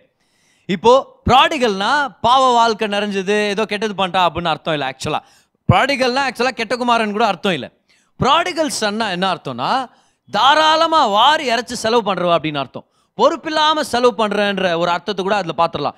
ப்ராடிகல்னா எக்ஸ்ட்ராவேகன்ட் லிவிங், லாவிஷ் ஸ்பெண்டிங், கணக்கில்லாமல் செலவு பண்ணுறது. வேறு அது கரெக்டான வார்த்தை. கணக்கில்லாமல் செலவு பண்ணுறது, தாராளமாக செலவு பண்ணுறது. ஏன்னா இந்த மகன் வந்து தாராளமாக செலவு பண்ணிட்டான் அப்படின்ற அந்த ஐடியா வந்து அந்த ஸ்டோரியிலேருந்து நம்ம பார்க்க முடியும். ஆனா இன்னைக்கு நம்மளுடைய மெசேஜ் நம்ம கத்துக்க போறோம், உண்மையாவே ப்ராடிகல் யாரு, இந்த மகனா இல்ல அவங்க அப்பாவா அப்படின்னு தான். உண்மையாவே கணக்கு இல்லாம தாராளமா செலவு பண்ணுது மகனா இல்ல அப்பாவா? இன்னைக்கு நம்ம பார்க்க போறோம் கர்த்தருடைய கிருபையை இந்த ஸ்டோரியில இருந்து. இப்போ இந்த ஸ்டோரியுடைய ஸ்டார்டிங்ல இருந்து ஒரு பிரீஃப் ஓவர்வியூ நம்ம எடுத்துட்டு வரலாம். மகன் வரான் அப்பா கிட்ட, பா எனக்கு வர வேண்டிய சொத்தெல்லாம் எனக்கு குத்துரு. அவங்க அப்பா சொல்ற, டே என்னடா சொத்து கேட்குறேன், பின்ன வேற என்ன கேட்டேன், அதான் கேட்டேன், இல்லை என்ன கேட்டுச்சு உனக்கு, கொடுத்துரு மரியாதை. அப்படின்னா என்ன அர்த்தம்னா, நீ எல்லாம் என்னைக்கு சாவுறது, என்னைக்கு நான் சொத்தை எடுத்துன்னு போறது, அதுக்கு ஈக்குவல் அது. அவனை பொறுத்த வரைக்கும் அவங்க அப்பா செத்துட்டாலே நல்லது. இப்போ பாருங்க என்ன ஒரு பெரிய இன்சல்ட்னு, அது எவ்வளோ பெரிய அவமானத்துக்குரிய ஒரு விஷயம் அது இல்லையா? அந்த ஊர்ல இந்த மாதிரி பேசினா கல்லாலே அடிச்சு சாவடிப்பாங்க பப்ளிக்கா. அதுவும் முதல் கல்லை எறிய வேண்டியவர் அவங்க அப்பா தான். இது பாருங்க, இது ஒரு முக்கியமான கேஸ், இது பெரிய விதமான ஒரு கேஸ். இந்த மாதிரி ஜனங்க சமுதாயத்தில் இருக்கக்கூடாதுன்றார் ஆண்டவர் நியாயப்பிரமாணத்தை பொறுத்த வரைக்கும். ஸோ மகன் வந்து சொல்றான், டாட் நீ எப்போ சாவறது, நான் எப்போ நல்லா இருக்கிறது, கொடுத்துடுவா இப்போவே. அவங்க அப்பா சொல்றாரு, சரி மகனேன்னு சொல்லி அவனுக்கு மட்டும் இல்லாமல் அவங்க அண்ணனுக்கும் சொத்தை பிரித்து 2 பேருக்கும் கொடுத்துட்றாரு. ஒரு சில நாட்களுக்கு அப்புறம் தான் அவன் கிளம்புறான். நம்ம பைபிளில் படிக்கிறோம். ஏன்னா அவன் சில பொருட்களையோ இல்லை ஆஸ்திகளையோ வித்துட்டு அதை காசாக்கி இருக்கணுமா இருக்கும் இல்லையா, அவன் அதை கேஷாக மாற்றிருக்கணும், ஹார்ட் கேஷாக. ஸோ அதெல்லாம் சேர்த்துக்கிட்டு அவங்க அப்பா விட்டு தூர தேசத்தில் போகிறான் பாவமான வாழ்க்கையில் ஈடுபடுறதுக்கு. இதில் இந்த ஒரு விஷயத்தை தெரிஞ்சுக்கலாமா? அப்பாவுடைய பிரச்சனம் நம்மோட இருக்குதுன்ற அறிவு இருந்துச்சுன்னா பாவத்தில் நிலையா வாழ முடியாது. அப்பாவுடைய பிரசனத்துல கிடைக்கிற அந்த பலனும் அந்த தெம்பும் எந்த பாவ வாழ்க்கையிலையும் நம்மளை அடிமையா இருக்க விடாது. அப்ப இந்த மகனுக்கு தெரியும், அப்பா கூட இருந்தேன்னா என்னால பாவம் பண்ண முடியாது ஒழுங்கா, அதனால அவன் என்ன பண்ணா, நான் தூரமா போயிடுறேன் அப்படின்னு போறான். போனா ஒரு சில பேரோட சேர்ந்துருப்பான், பணத்தை இன்வெஸ்ட் பண்ணானா, கேம்பிள் பண்ணானா, செலவு பண்ணானா நம்மளுக்கு தெரியல. ஆனால் பாவமான வாழ்க்கை முறையில் அவன் இருந்தான்னு நம்ம படிக்கிறோம். ஏன்னா லேட்டரா அந்த மூத்த சகோதரன் சொல்றான், வேசிங்களோட இவன் பணத்தை செலவு பண்ணானே, வாழ்ந்தானே அப்படின்னு அவங்க அண்ணன் சொல்ல. அவங்க அண்ணன் கேள்விப்பட்டிருக்கிறான் தம்பி என்ன பண்ணா அப்படின்னு சொல்லி. ஸோ பாவமான வாழ்க்கையில் போய் பணத்தை செலவழிச்சு முடிச்சுட்டா எல்லாமே காலி ஆயிடுச்சு. இதனால ஞாபகம் வச்சுங்க, அப்பாவை விட்டு தூரமா போனோம்னா, அப்பாவுடைய பிரசனத்துடைய அவேர்னஸ் இல்லாம, அவருடைய பிரசனத்தை அப்ரிஷியேட் பண்ணாம நம்ம வாழ்ந்தோம்னா நம்ம கிட்ட என்ன இருந்தாலும் அது காலி ஆயிரும். சந்தோஷம் காலி ஆயிரும், பணம் காலி ஆயிரும், நண்பர்கள் காலி ஆயிருவாங்க, நிறைவு காலி ஆயிரும். You will run out of everything when you don't have the Father's presence awareness. But when you are aware that Father's presence is with you, when you are aware that He is always with you, அவரோட நெருக்கமா இருக்கிறது நீங்க நோக்கமா இருந்தீங்கன்னா சந்தோஷமும் காலி ஆகாது. உங்களுக்கு தேவையான எல்லா சௌகரியங்களும் அவர்கிட்ட இருந்தே நம்மளுக்கு கிடைச்சிட்டே இருக்கும். ஆனா பணம் காலி ஆயிடுச்சு இந்த இடத்துல. அது மட்டும் இல்ல, இந்த ஊர்ல ஒரு பஞ்சம், மார்க்கெட் டவுன் ஆயிடுச்சுன்னு சொல்லாமா. இவன் வேலை தேடி போறான். ஃபைனலா அந்த ஊர் ஜனங்க என்ன சொல்றாங்க, பண்ணி மேய்க்கிற வேலை தான் இருக்குது. இப்போ நமக்கு தெரியும் இது ஏதோ ஒரு யூத கலாச்சாரத்தை பின்பற்ற ஒரு ஊரா இருக்க சான்ஸ் இல்லை. அப்ப இஸ்ரவேலை விட்டே இவன் தூரமா கூட போயிருக்க சான்ஸ் இருக்குது அன்னைக்குடைய ஸ்டோரி செட்டப் பொறுத்த வரைக்கும். ஸோ அங்க பன்றி மேய்க்கிற வேலைக்கு போயிடுறான். பயங்கர பசி. அந்த பன்னிக்கு போடுற தவிடு கூட அவனுக்கு தர மாட்டேங்கிறாங்களா. அப்போ அவன் கேட்டிருப்பான்னு தானே அர்த்தம். ஆனா இது கொஞ்சம் கொடுங்க, ரொம்ப பசிக்குது, டாய் சும்மாறா, பண்ணி உயிரோட இருந்தாலாவது ஒரு லாபம். ஆனால் நீ உயிரோட இருந்து என்னடா லாபம், பண்ணி தான்டா நல்லாகணும். ஏன்னா மார்க்கெட் டவுன் ஆயிடுச்சு, இவனுக்கு மதிப்பே போயிடுச்சு. அந்த பண்ணியுடைய தவிடு கூட கிடைக்காத நேரத்தில் தான் அவனுக்கு புத்தி தெளிந்ததுன்னு பார்க்குறோம். அப்படின்னா பாவத்திலே வாழ்ற வாழ்க்கை புத்தி மந்தமான வாழ்க்கை. we are blinded to the goodness of the Father's house. ஆனால் எப்போ புத்தி தெளிதோ நம்ம வாழ்க்கை நல்லா மாறிடும். ஆனால் புத்தி தெளிஞ்ச உடனே அவன் சொல்றான் பாருங்க, எங்க அப்பா வீட்டில் கூலிக்கு வர்ற வேலைக்காரங்க கூட நல்லா சாப்பிட்டு மிச்சம் வைக்கிறாங்க, நான் என்னத்துக்கு இங்க பசியில சாகணும், பிரியாணியை சாப்பிட்டு கபாபை தூக்கி போடுறாங்க, அந்த மாதிரி எங்க அப்பா சோறு போடுறாரு, நான் ஏன் சாகணும். இதை நல்லா ஞாபகம் வச்சுங்க. உலகத்துல மார்க்கெட் டவுன் ஆகிற நேரத்துல நம்ம அப்பா வீட்டில் எப்பவுமே நிறைவான சாப்பாடு இருக்குது. அதுதான் தொலைஞ்சு போனவங்களையும் ஒன்னில்லாத ஜனங்களையும் ரட்சிக்கப்படாதவங்களையும் அப்பா வீட்டுக்கு கொண்டு வரப்போகுது. அப்பா வீட்டில் சாப்பாடு இருக்குது. பக்கத்தில் இருக்க பார்த்து சொல்லுங்க, அப்பா வீட்டில் எப்பவுமே சாப்பாடுன்னு சொல்லுங்க பார்க்கலாம். ஹல்லேலூயா. அப்பா வீட்டில் எப்பவுமே சாப்பாடு இருக்குது, நம்ம வரலாம். ஸோ இவன் வந்தது அப்பாக்காக இல்லை, அப்பா வீட்டு சாப்பாட்டுக்காக. ஏன் தெரியுமா? அவன் எழுதுற ரெஸ்யூமே பாருங்க. நெக்ஸ்ட் ஒரு ரெஸ்யூம் எடுத்துன்னு வரான். சரி, நான் எங்கள் அப்பாட்ட போய் என்ன தெரியுமா சொல்றேன், பா உங்களுக்கு எகெயின்ஸ்டாகவும் பரலோகத்துக்கு எகெயின்ஸ்டாகவும் நான் பாவம் பண்ணிட்டேன், இனி உங்க மகனா இருக்கிறதுக்கு நான் பாத்திரவான் இல்லை. நான் யோசிச்சுக்கிறேன், இதுக்கு முன்னாடி என்ன பாத்திரவான் நீ? பாத்திரவானா இருக்கிறதுனால நீ மகன் இல்லை, பிறந்ததுனால மகன் இல்லையா? You don't earn your way to becoming a son of God or a daughter of God. You are born in the family. மகன் ஆகணும்னா மகள் ஆகணும், பிறக்கணும். அதனால தான் கர்த்தர் நம்மளை மீண்டும் பெற்றெடுத்திருக்கிறார் சுவிசேஷத்து மூலமா. We are born again. We did not earn, but we were born. பெரிய டிஃபரன்ஸ் இருக்குது. ஆனா இவன் என்ன சொல்றான், இனி நான் தகுதி இல்லை. இதுக்கு முன்னாடி பெரிய தகுதி இந்த மாதிரி ஒரு எழுதுறது இல்லையா? எழுதுறான் இந்த மாதிரி, நான் ஒரு கூலி வேலைக்காரனா என்ன சேர்த்துங்க அப்படின்னா அவன் வந்தது எதுக்கு? சாப்பாட்டுக்கு தானே. ஏன்னா கொஞ்ச நேரத்துக்கு முன்னாடி என்ன சொன்னா, கூலி வேலைக்காரன் கூட நல்லா சாப்பிட்றான்ட்டு, இப்போ என்ன கூலி வேலைக்காரனா சேர்த்துங்கன்னா என்ன அர்த்தம்? சாப்பாட்டுக்கு வந்தான்னு தானே அர்த்தம். அதை எழுதிட்டு அப்படின்னா அவன் ப்ரிப்பேர் பண்ணிட்டு வரான், அந்த ஸ்பீச்சை ப்ரிப்பேர் பண்ணிட்டு வரான். இத்தோட அவன் தாராளமாக செலவு பண்ண கதை முடிஞ்சிச்சு. இப்படி சொல்லாமா? ப்ராடிகல் சன் தாராளமா கணக்கில்லாம செலவு பண்ணவனுடைய அவனுடைய ஆன்டிக்ஸ், அவனுடைய நடவடிக்கைகள் முடிஞ்சிருச்சு இப்போ. ஆனா இப்போ இன்னொருத்தர் ஆரம்பிக்கிறார். where the prodigal son stops spending, you see the prodigal father starts to spend. okay, so இப்போ ஸ்டோரி பாருங்க என்ன நடக்குதுன்னு சொல்லி. பாவம் பெருகின இடத்தில் கிருபை அதிகமாய் பெருகும் இல்லையா? பாருங்க இந்த ஸ்டோரியில என்ன நடக்குதுன்னு சொல்லி. அவங்க அப்பா வீட்டை நோக்கி நடந்து வந்துட்டு இருக்கிறான். அவங்க அப்பா அவன் தூரத்துல வரும்போதே பார்த்துட்டார். என்ன மாதிரி ஒரு விஷயம் பாருங்க, அவன் தூரத்துல இருக்கும்போது அவங்க அப்பாவை அவன் பார்த்தான்ற ரெக்கார்ட் நம்மளுக்கு இல்லை. ஆனா அவங்க அப்பா அவன் தூரத்துல இருக்கும் போதே பார்த்தாரா. இதை நல்லா ஞாபகம் வச்சுங்க. தேவனை விட்டு எவ்வளவு தூரமா நம்ம இருந்தாலும், தொலைஞ்சு போயிருந்தாலும், ஒருவேளை பண கஷ்டத்தின் மத்தியில ஏதாவது பாவத்தின் ஏதாவது ஒரு ஹேபிட்ஸ் நம்ம தொலைஞ்சு போயிருந்தாலும், அப்பா நம்மளை பார்த்துட்டு இருக்கிறார். அவருடைய கண்களுக்கு தெரியும் நம்ம எங்க இருக்கிறோம், எங்க தொலைஞ்சிட்டு இருக்கிறோம், எங்க அலைஞ்சாடிட்டு இருக்கிறோம் சொல்லி. அப்பா அவன் தூரத்துல இருக்கும் போதே பார்த்துட்டாரு. You are not hidden from the eyes of your father. ஆனா பார்த்தவரு எப்படி ரியாக்ட் பண்றாரு பாருங்க. பாருங்க என்ன நடக்குதுன்னு சொல்லி. அவங்க அப்பா அவனை பார்த்தது மட்டும் இல்லாம அவன் மேல மனதுருகிறாராம். ஓ, நம்மளா இருந்தா என்ன பண்ணியிருந்திருப்போம், இன்னும் உயிரோட இருக்கிறானா இவன், என்ன தைரியம் தான் என்கிட்ட வருவான்னு சொல்லி குற்றப்படுத்த நினைச்சிருந்திருக்கலாம் அந்த அப்பா. அவனை நியாயம் தீர்க்க நினைச்சிருந்திருக்கலாம். எல்லாம் அவன் வருவான், வரத்துக்குள்ள சாவச்சிடறான் கூட, கவலைப்பட தேவையில்லைன்னு சொல்லிட்டு இங்கே குறா பைனாக்குள்ள இருக்குறா பார்க்கலாம் எப்படி சாவறான் அப்படி வெயிட் பண்ணியிருந்திருக்கலாம். ஆனால் அவங்க அப்பா அவன் மேலே மனதுருகுனார். இதை நல்லா ஞாபகம் வச்சுங்க. என்னைக்கு அவருடைய பிள்ளையா மாறணுமோ அன்னைக்கே அவருடைய மகா இரக்கங்களுக்கு நம்ம சுதந்திரவாளிகளா மாறி இருக்கிறோம். The grace and the mercies of God belong to you. ஆண்டவரை போல மனதுருகிறவரும், ஆண்டவரை போல காருண்யமானவரும், ஆண்டவரை போல மனதுருகிற தேவன் யாருமே இல்லை. அவர் மாறி உங்க மேல யாருமே கம்பேஷனட்டா இருக்க முடியாது. அந்த உள்ளத்தை இயேசு வெளிப்படுத்தினார் பாருங்க. கெத்செமனே தோட்டத்தில் அவர் அரெஸ்ட் பண்ண வரும்போது ஒருத்தன் காது வெட்டப்படுது, அவனுடைய காது அங்கே சுகமாக்குறார். இவருடைய மனசை ஒஞ்சிட்டு ஏற்கனவே ஏன்னா கூட இருந்தவங்களாம் விட்டு போயினுக்கிறானுங்க. அடுத்த 24 மணி நேரத்தில் இயேசு சிலுவையில தொங்கிட்டு இருக்க போறாரு. ஆனாலும் அது மத்தியில அவர் மனதுருக்கத்தோட அவனுடைய காதை சுகமாக்குறார். என்ன மனதுருக்கம் இது? சிலுவையை சுமந்துட்டு போயிட்டு இருக்கிறாரு. ஒரு சில ஸ்திரீகள் வந்து அவரை பார்த்து அழுகுறாங்க, ஐயோ உங்களுக்கு இப்படி ஆயிடுச்சு. அப்ப இயேசு அவங்கள பார்த்து சொல்லாரு, எனக்காக அழாதீங்கம்மா, உங்க பிள்ளைகளுக்காக அழுங்க, அப்படின்னா உங்க பிள்ளைகளுடைய எதிர்காலத்துக்காக ஜெபம் பண்ணுங்க. அவர் கஷ்டத்துல இருக்கும்போது அவங்களுடைய பிள்ளைகளை பத்தி, ஒருவேளை அவங்க இன்னும் பிறக்காம கூட இருந்திருக்கலாம் பாருங்க, அவங்க பிள்ளைகளை பத்தி அக்கறையா இருந்தவர் தானே இந்த இயேசு கிறிஸ்துவானவர். எங்க இருந்து வந்துச்சு இந்த உள்ளம்? பிதாவின் உள்ளத்தை அவர் ரெப்ரசன்ட் பண்ணிட்டு இருக்கிறார், நமக்கு பிரதிபலிச்சுட்டு இருக்கிறார் நமக்கு. This is the heart of God. He is a heart of compassion. எங்க பாவம் பெருகுதோ அங்க கிருபை அதிகமா பெருகும், அங்க கம்பேஷன் அதிகமா பெருகும். கர்த்தர் மனதுருகுகிற தேவனா இருக்கிறார். கம் ஆன், பார்த்தாரு, மனதுருகுனாரு. இப்ப என்ன பண்றாரு தெரியுமா? அந்த அப்பா இறங்கி ஓடுறாரு பாருங்க, அந்த மகன் கிட்ட ஓடுறாரு அவங்க அப்பா. கம் ஆன், ஓடுறாரு. இது ரொம்ப டிஃப்ரெண்டா இருக்கும். அன்னைக்கு அந்த கதையை கேட்டிருந்தவங்க எல்லாம் ஒரு மாதிரி ஷாக் ஆயிட்டு இருப்பாங்க. டேய், எங்க அப்பா கூட நான் பார்த்துட்டேன்டா அப்படின்னு யாரோ ஒருத்தன். ஏன்? ஏன்னா யூத கலாச்சாரத்துல அந்த காலத்துல ஏன்ஷியன்ட் டைம்ஸ்ல பெரியவங்க ஓட மாட்டாங்க. grown men don't run. ஏன்? ஏன்னா அவங்க அங்கிகள் போட்டிருக்கிறாங்க. அந்த அங்கியை தூக்கி பிடிச்சிட்டு தான் அவங்க ஓடணும். அவங்க அங்கியை தூக்கி பிடிக்கும் போது அவங்களுடைய உள்ளாடைகள் தெரியும். ஏன்? ஏன்னா அவங்க போட்டிருந்த அண்டர் கார்மெண்ட்ஸ் அவங்களுடைய முழங்கால் அளவுக்கு வந்திருக்குமா. It came up to their knees. அப்போ இந்த தகப்பனார் அன்னைக்கு அவருடைய அங்கியை தூக்கிட்டு ஓடும்போது அவருடைய உள்ளாடைகள் தெரிஞ்சிருக்கும். ஆனா அந்த அப்பா சொல்லியிருப்பாரு, கவலையே இல்லை, பிரச்சனையே இல்லை, எவன் கண்ணை மூடினாலும் எவன் என்னை பத்தி தப்பா பேசினாலும் அதை பத்தி எனக்கு கவலையே இல்லை.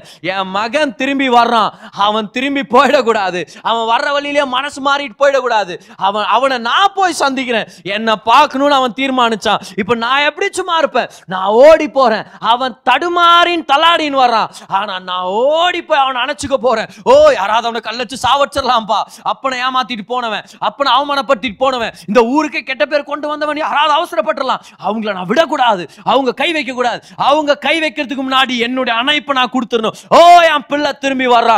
பாவம் பெருகின இடத்தில் கிருபை அதிகமாய் பெருகிட்டு. யாரா சொல்லுங்க பார்க்கலாம், ஓவர் கிருபை சொல்லுங்க சத்தமா. ஏன்னா ஓவர் கிருபை தான் உண்மையான கிருபை. ஓ ஹalleluya. True grace is always over the top. உங்க அப்பா ஓடி வர்றார், பரவாயில்ல, எனக்கு அவமானம் பரவாயில்ல. இதை தானே இயேசு கிறிஸ்து சிலுவையில நமக்காக காண்பித்தார். நிர்வாணமாக, முழுசா நிர்வாணமாக இயேசு நமக்காக தொங்கினார். நடு தெருவுல எல்லாருடைய கண்களுக்கு முன்னாடி ஒரு வாலிபன், தேவாதி தேவன் மகிமையில வசிச்சவர், இறங்கி வந்து ஒரு வாலிபனாக நிர்வாணமாக மரிச்சார். காரணம் என்ன தெரியுமா? நிர்வாணமாக பாவத்துல வாழ்ந்துட்டு இருந்த நம்ம எல்லாருமே அவருடைய அங்கிய, அவருடைய நீதியின் வஸ்திரத்தை நம்ம தரிச்சுக்கணும், நம்மளுடைய நேக்கட்னஸ் மூடப்படணுன்றதுக்காக அவர் அன்னைக்கு நிர்வாணி ஆனார். Come on, the dad was not ashamed. The dad was not ashamed. கிருபையை கொடுக்கிறவரே வெக்கப்படல, ஆனா நீ கிருபை வாங்குற வெக்கப்படுறாங்க, கிருபன் சொல்றதுக்கு வெக்கப்படுறாங்க. கிருபை பிரசங்கம் பண்றதுக்கு நம்ம ஏன் வெக்கப்படணும்? Come on. ஓடி வராரு, உங்க அப்பா ஓடி வர்றார். அவனை அடிச்சிடாதீங்க யாருமே, ஐயோ மகனே திரும்பி போயிடாத, யாருமே தப்பா பேசாதீங்களா, யாரும் அவன் அவமானப்படுத்தாதீங்க, நான் ஓடி வர்றேன், நான் ஓடி வர்றேன். ஓடி வந்தாரு. அது மட்டும் இல்லை பாருங்களேன், இந்த விஷயத்தை நல்லா ஞாபகம் வச்சுங்க. தேவன் ஓடுற மாதிரி பைபிள்ல எங்குமே நீங்க பார்க்க மாட்டீங்க. சிங்காசனத்தில் வீற்றிருக்கிறார், வல்லமை அற்புதம் செய்தார், பேசினார், இதெல்லாம் பார்க்கிறோம். ஆனா தேவன் வானத்தையும் பூமியும் படைச்ச தேவன் ஓடினார்னா அது இங்கதான் நம்ம பார்க்க முடியும். யாரை நோக்கி ஓடிங்கிறாரு?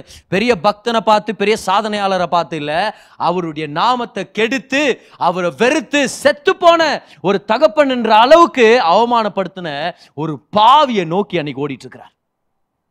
ஆண்டவருடைய கிருபை. பாவம் பெருகின இடத்தில் கிருபை ஓவரா பெருகிச்சு. ஏன்? ஏன்னா கிருபனாலே ஓவர் தான், கிருபை ஓவரா பெருகிச்சு.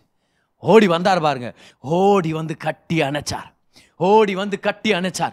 பன்னி தவுடு நாத்தம், பன்னிங்களுடைய நாத்தம், வேர்வை நாத்தம், பாவத்து நாத்தம் எல்லாம் அவன் மேல இருக்குது. குடிப்பழக்கத்துல இருந்தானோ, போதை மருந்து பழக்கத்துல இருந்தானோ, முடிய வெட்டினானோ, குளிச்சானோ தெரியல, ஆனா பல்லுல இருந்து உடம்பு வரைக்கும் எல்லா வாசனை தான். ஆனா அவங்க அப்பா கட்டி அணைச்சுக்கிறார் பாருங்க, கட்டி பிடிச்சிட்டாரு. இது என்ன மாதிரி ஒரு விஷயம் இது? See, whether you like it or not, whether you know it or not, grace is running towards you. Grace is running towards you. It's up to you to open up your arms and receive the embrace of God the Father. இன்னைக்கு கிருபை உங்களை நோக்கி ஓடி வந்துட்டு இருக்குது. அதை அங்கீகரிக்கிறது தான் நம்மளுடைய வேலை. பாருங்க, அவங்க அப்பா வந்து கட்டி அணைச்சுக்கிட்டாரு, கட்டி பிடிச்சுக்கிட்டாரு. இன்னைக்கு எத்தனை பேர் அப்பாவுடைய அணைப்பு இல்லாம வேதனைப்பட்டு இருக்கிறாங்க. எத்தனை பிள்ளைகளுடைய வாழ்க்கை அவங்களுடைய இயற்கையின் தகப்பன் அவங்களை கட்டி அணைச்சா சுகமாகும் தெரியுமா? ஆனா சின்ன வயசுல இருந்து அப்படி வளராம போயிட்டாங்க. ஒருவேளை அவங்க ரொம்ப டிஸ்டன்டா போயிட்டாங்க, ரொம்ப தூரமா வளர்ந்துட்டாங்க, இமோஷனல் டச்சே இல்ல. கடைசி அப்பா எப்ப அணைச்சாருன்னு நிறைய பேருக்கு அவர் அணைச்சாருனாலே ஒரு சந்தேகமா இருக்குது. But there is power. Come on, there is power. இந்த உண்மை சம்பவத்தை நான் கேள்விப்பட்டேன் பாருங்க. ஒரு பாஸ்டர் தன்னுடைய மகளுக்கு ரொம்ப உடம்பு சரியில்லை, அவர் அநேக ட்ரீட்மெண்ட்ஸ் எல்லாம் எடுக்க கொண்டு போயிருக்கிறார் மகளை. அநேக இடத்துல ட்ரை பண்ணியிருக்கிறாங்க, ஆனாலும் ஒர்க் அவுட் ஆகல. மகள் வெயிட் லூஸ் பண்ணிட்டு இருக்கிறாங்க, ரொம்பவே அவங்க மெலிஸ் ஆயிட்டாங்க பாருங்க. இப்ப அவங்க வெயிட் லூஸ் பண்ணிட்டு இருக்கிற நேரத்தில் தகப்பனுடைய உள்ளம் உடையுது. ஜெபம் பண்ணிட்டேன், அந்நிய பாஷையில பேசிட்டேன், கம்யூனியன் கொடுத்துட்டேன், பிசாசத்தை துரத்த நான் பேசிட்டேன், வசனத்தை பேசிட்டேன், எல்லாத்தையும் செஞ்சாச்சு, டாக்டருங்களையும் கேட்டாச்சு, எக்ஸ்பர்ட்ஸையும் கேட்டாச்சு. என் மகளுடைய ஆரோக்கியம் ஏன் இம்ப்ரூவ் ஆக மாட்டேங்குது? 18 வயசு பொண்ணு இந்த கோலத்துல, இந்த நிலைமையில, பலவீனத்தின் கோலத்துல பாக்குறதுக்கு அந்த தகப்பனுடைய உள்ளம் உடைஞ்சிருச்சு. ஒரு நாள் அவர் ஜெபம் பண்ணிட்டு இருந்தாரா பாருங்க. அவர் ஜெபம் பண்ணிட்டு இருக்கும் போது நல்லா கவனிங்க, அவர் உள்ளத்துல 1008 கேள்விகள் வந்துட்டு இருக்குது. அழுதுட்டு இருக்கிறார் தன்னுடைய பொண்ணை நினைச்சிட்டு.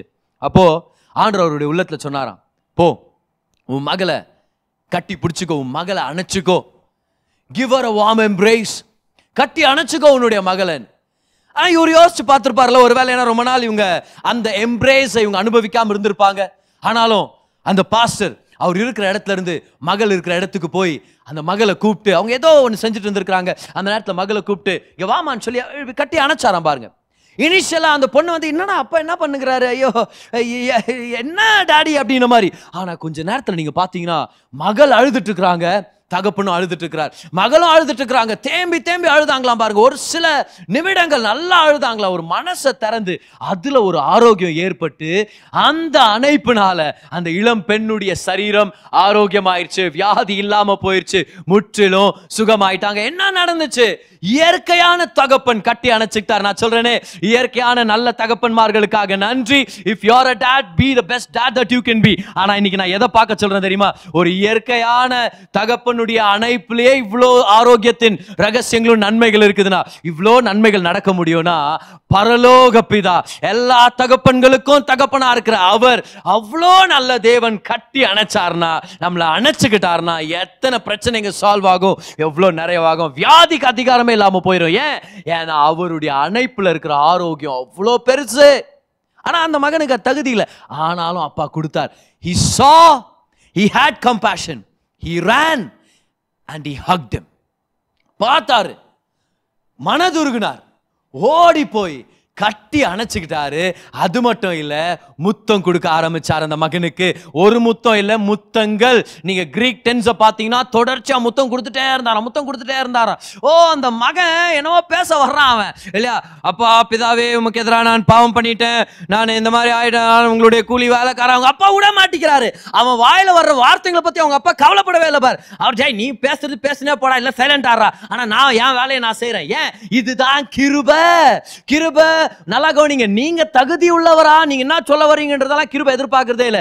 தேவன் கிருபையானவர், அவர் வந்து உங்களை கட்டி அணைச்சு முத்தம் கொடுக்க அவர் விருப்பப்படுறார். So the father is kissing the son all over his face.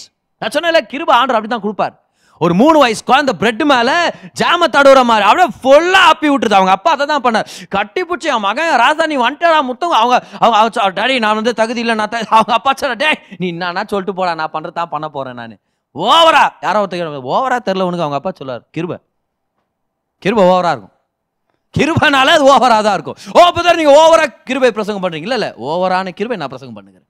கிருபைனாலே அது அளவு இல்லாதது, அளவு கடங்காதது, தாராளமானது, பொங்கி வழிகிறது, அதிகமாய் பெருகுகிற கிருபையா இருக்குது. ஆமென். Grace is always over the top. Grace is always excessive. True grace is always super abounding. அவங்க அப்பா கட்டி பிடிச்சி முத்தம் கொடுத்தாரு. 5 காரியங்கள் நம்ம பார்க்குறோம்ல இங்க. அவங்க அப்பா பார்த்தாரு, அவங்க அப்பா மனதுருகி, 2வது ஓடி போய், 3வது 4வதா கட்டி அணைச்சு, 5வதா முத்தம் கொடுக்க ஆரம்பிக்கிறாரு. 5 கிருபை. நம்ம எவ்வளவு பேர் தெரியும் அது? 5 வேதத்துல கிருபைக்கான எண். ஓகே செஞ்சுட்டாரு பதர், இதே ஓவர் ஆகுது பதர், கரெக்ட் தானே? ஆனா இது வேற ஃபர்ஸ்ட் ரவுண்டு தான். ஓகே, எந்த வகையில சாராயத்தை நான் ரெஃபர் பண்ணல, இது வேற ஃபர்ஸ்ட் ரவுண்டு தான். நெக்ஸ்ட் ரவுண்டு வருது பாரு. எல்லாரும் சொல்ல ஓவரா பண்றாரு அவங்க அப்பா, ஓவரா பண்றாரு அவங்க அப்பா. இல்ல ஓவரா இன்னும் ஆரம்பிக்கல, எவன்டா அவன் ஓவரா பேசுகிறவன், இப்ப பாடுறா காமிக்கிறேன். அவங்க அப்பா சொல்றாரு அவனுக்கு உயர்ந்த வஸ்திரத்தை கொண்டு வந்து போடுங்க. அவன் துணி கிழிஞ்சிருக்குது, நாத்தத்தோட இருக்கிறான். அவங்க அப்பா சொல்றாரு உயர்ந்த வஸ்திரத்தை கொண்டு வந்து போடுங்க. அதுக்கப்புறம் 5 இல்லையா, உயர்ந்த வஸ்திரம், காலில் செருப்பை போட்டு விடுன்றாரு, கையில மோதிரத்தை போட்டு விடு, அந்த கொழுத்த கன்றுங்க அதை கொண்டு வா, இங்க வந்து அடிங்க, சாக்ரிஃபைஸ் பண்ணுங்க, எல்லாருக்கும் தெரியட்டும் என் மகனுடைய பாவத்துக்கு இதுதான் நிவாரணம், இதுதான் அட்டோன்மெண்ட். என் முன்னாடியே சாக்ரிஃபைஸ் பண்ணிட்டு வாங்கடா, வீட்டில் ஒரு பெரிய ஃபங்க்ஷன் வைக்கலாம், ஒரு பெரிய பார்ட்டி வைக்கலாம், என் மகன் திரும்பி வந்துட்டான். அங்கதான் 5 நம்மளால ஹேண்டில் பண்ண முடியல. ஆண்டவர் இன்னொரு 5 கொடுக்குறாரு. ஒரு கிருபைனாலவே நம்மளால ஹேண்டில் பண்ண முடியல, இன்னொரு கிருபை ஆண்டவர் ஊத்த ரெடியா இருக்கிறாரு. God's grace is always over the top. அதே நம்மளால இது ரொம்ப ஓவர் ஆகுது. ஆனா ஆண்டவர் சொல்றாரு இது ரொம்ப ரொம்ப ஓவர், இன்னும் நான் முடியல செய்யறான் பாரிப்போன்னு சொல்லி உயர்ந்த வஸ்திரத்தை போட்டு விட்டாராம். இப்போ வேத வல்லுநர்கள் சொல்றாங்க இது வந்து சீஃப் கெஸ்ட்டுங்களுக்கு மட்டும் தான் தருவாங்களாம் பாருங்க, கெஸ்ட் ஆஃப் ஆனர். அவங்க வீட்டுக்கு யாராவது ஸ்பெஷலா இருந்தா அவங்களுக்கு அந்த துணியை போட்டு விடுவாங்களாம். ஆனா ஒரு வேத வல்லுநர் சொல்றாரு இந்த வீட்டு தகப்பனுக்கு சொந்தமான உயர்ந்த வஸ்திரம் அது அப்படின்னு சொல்லி. நான் நம்புறேன் அது தகப்பனுடைய வஸ்திரம். தகப்பன் அவருடைய வஸ்திரத்தை, உயர்ந்த வஸ்திரத்தை மகனுக்கு போட்டு வைக்கிறார். என்ன தெரியுமா, டேய் நீ நிர்வாணி இல்ல, ஒருவேளை அந்த மகன் கிழிஞ்சு போன துணிகளால அரை நிர்வாணமா கூட வந்து சேர்ந்துருக்கலாமே, நம்மளுக்கு தெரியலையே. ஆனா அவங்க அப்பா சொல்றாரு, உயர்ந்த வஸ்திரத்தை போட்டு விடு, ஏன்னா அந்த ஊர் ஜனங்க எல்லாருக்கும் தெரியணும் நான் என் மகனை அங்கீகரிச்சிட்டேன், எவனும் தப்பா பேசக்கூடாது, யாரும் கல்லால் அடிக்க கூடாது, நான் என் மகனை அங்கீகரிச்சிட்டேன், எல்லாருக்கும் தெரிய வரணும். உயர்ந்த வஸ்திரத்தை போட்டு விடுறது மட்டும் இல்ல, அவர் சொல்றாரு காலில் செருப்பை போட்டு விடு. ஏன்? நீ என்ன வேலைக்காரனாடா, நீ என் மகன் பாரு. அவங்க மகன் அதை தான் நினைச்சுன்னு வரான், வேலைக்காரனா மாறிடுறேன். அவங்க அப்பா அதுக்கு ஆப்போசிட்டா பண்ணுகிறாரு பாரு. கிருபை நம்மளுடைய எண்ணங்களுக்கு சில நேரம் ஆப்போசிட்டா இருக்கும். நம்ம எதுக்கு தகுதின்னு நினைச்சுன்னு இருக்கிறோம். நம்ம நினைக்கிறோம் பாரு, ஒரு சில பேர் நான் கூலி வேலைக்காரன் இல்லை, நம்மளாம் செத்து போனோம், அதான் நம்மளுக்கு தகுதியானது. புரியுது என்ன சொல்றேன்? அதான் உண்மை. நம்ம ரியலைஸ் பண்ணோம், அவர் நமக்கு தகுதி உள்ளதை கொடுக்க மாட்டாரு, அவர் எவ்வளவு நல்லவரோ அதை தான் நம்மளுக்கு கொடுக்க போறாரு. மகனை பார்த்து சொல்ல, காலைல செருப்பை போட்டு விடு. வேலைக்காரங்க தான் செருப்பு இல்லாம சுத்துவாங்க, ஆனா நீ என்னுடைய குமாரன், என் முன்னாடி நிக்கிற தகுதியை பெற்றுக்கொண்டவன். ஏன்னா உன் கிரியைகளால இல்ல, நீ என் வீட்டுல பிறந்தவன்பா. You are born into this privilege. பக்கத்துல பார்த்து சொல்லுங்க, நான் பிறந்திருக்கிறேன்னு சொல்லுங்க பார்க்கலாம். பிறந்திருக்கிறேன். ஓ, நான் சம்பாதிக்கல இந்த பொசிஷனை, நான் ஏதோ செஞ்சு இந்த இடத்துக்கு நான் வரல, அவர் செஞ்சாரு, அவர் என்னை பெற்றெடுத்தார், அவர் எல்லா வேதனை அனுபவிச்சார், அவர் பெற்றெடுத்தார். I am born into the family. I did not earn myself into the family. Come on. ஸ்லிப்பரை போட்டு விடுன்றார். அதுவும் நீங்க ஒரிஜினல் கிரீக்ல பாருங்க, உயர்ந்த வகையான ஸ்லிப்பரா. அது ஏதோ சும்மா வீட்டில் இருக்கிற அந்த பிஞ்சு பண்ண செருப்பத்து கூட பாவம் வெறும் காலில் நின்னுக்கிறான் பாரு, ஒரே பாவமாகிற மனுஷன் பேஜாராதுரா. அப்படி இல்லை, உயர்ந்த ரகமான ஸ்லிப்பர் அது. அதை போட்டு விட சொல்லிட்டு அப்புறம் சொல்றாரு, மோதிரத்தை போட்டு விடு கையில. இதையும் அப்படி பண்ணாரு அவங்க அப்பா. பாருங்க, இந்த தலைவர்கள், எஜமான்கள், பெரிய பெரிய சொத்துகள், ஆஸ்திகள் உடையவர்கள், அவங்களுடைய மோதிரம் ரொம்ப ரொம்ப விலை உயர்ந்தது. அதுல ஒரு ஸ்பெஷல் வேல்யூ இருக்குது, அதுல அவங்களுடைய சைன் இருக்குது, சிக்னெட் ரிங்னு சொல்லுவாங்க. அந்த மோதிரத்தை வச்சு இவங்க அத்தாரிட்டியை பயன்படுத்த முடியும். ஏதாவது வாங்குறதுக்கு, விற்பனை பண்றதுக்கு, எதை அனுபவிக்கணும்னாலும் இந்த ரிங் உடைய சிக்னேச்சர் அவங்க பயன்படுத்த முடியும். அப்போ அநேகர் சொல்றாங்க இது அவருடைய சிக்னெட் ரிங்கா இருக்கும்னு சொல்லி. ஏன்னா த ரிங்னு சொல்றாரு. Put the ring on his finger. Come on. அந்த மோதிரத்தை போட்டு விட சொல்றாங்க. மோதிரத்தை போட்டு விடுறாங்க. பாரு, யோசிச்சு பாருங்க என்ன மாதிரி கொடூரமாகுதுன்னு சொல்லி. ஹேய், பார்த்தாரு, மனதுருகினாரு, அதுலயே ஓவர் ஆயிடுச்சு. அப்பவே நான் ஆஃப் ஆயிட்டேன். நான் அப்புறம் ஓடி போறாரு. நான் போய் 2 அடி வரணும் பார்த்தா கட்டி பிடிச்சி முத்தம் குத்து. ரொம்ப ஓவரா பண்றாரு நினைச்சா, டேய் தாங்க முடியாத அளவுக்கு ஓவரா பண்றாரு. உயர்ந்த வஸ்திரத்தை போட்டு விடுறாரு, செருப்பு போட்டு விடுறாரு, மோதிரம். அவன் ஏற்கனவே ஒரு செலவாளிடா, அவன் தாராளமான செலவாளி, கணக்கில்லாம செலவு பண்றவன். அவனுக்கு போய் இன்னும் கொஞ்சம் இருக்கிற எல்லா சொத்தையும் போய் நீ செலவு பண்ணு குட்ட மாதிரி இருக்குதேடா. ஆண்டவர் சொல்றாரு, பாபார் இன்னும் முடியல, நான் ரொம்ப ஓவரான தேவன், நான் தாராளமா செலவு பண்ற தகப்பன் அப்படின்னு மோதிரத்தை போட்டு விட்டு அவங்க அப்பா சொல்றாரு, கொழுத்த கன்று இங்க கொண்டு வா.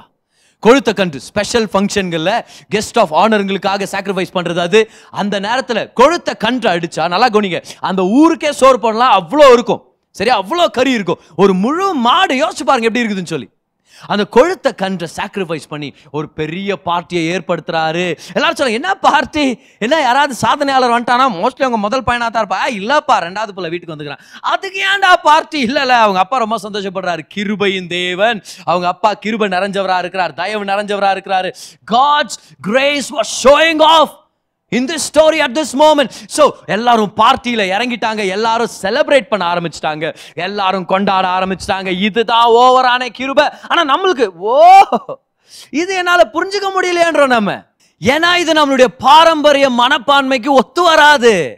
நம்ம எதிர்பார்த்தது வேற மாதிரி கதை இன்னைக்கு, இல்லையா? இதே நீங்க பாருங்க, ஒரு மதம் சார்ந்த ஒரு கதையா இருந்துச்சுன்னா, இல்லைன்னா ஒர்க் சார்ந்த ஒரு கதையா இருந்துச்சுன்னா, அவனுக்கு தகுதியானது மட்டும் அவங்களுக்கு கிடைக்கிற கதையா இருந்துச்சுன்னா, ஒரு இந்தியன் இந்த கதையை பார்த்தா எப்படி இருக்கும்? ரொம்ப வித்தியாசமா இருக்குமே. ஏன்னா அவனுக்கு தகுதியானது என்ன, அதை தானே கொடுத்துருப்போம் நம்ம.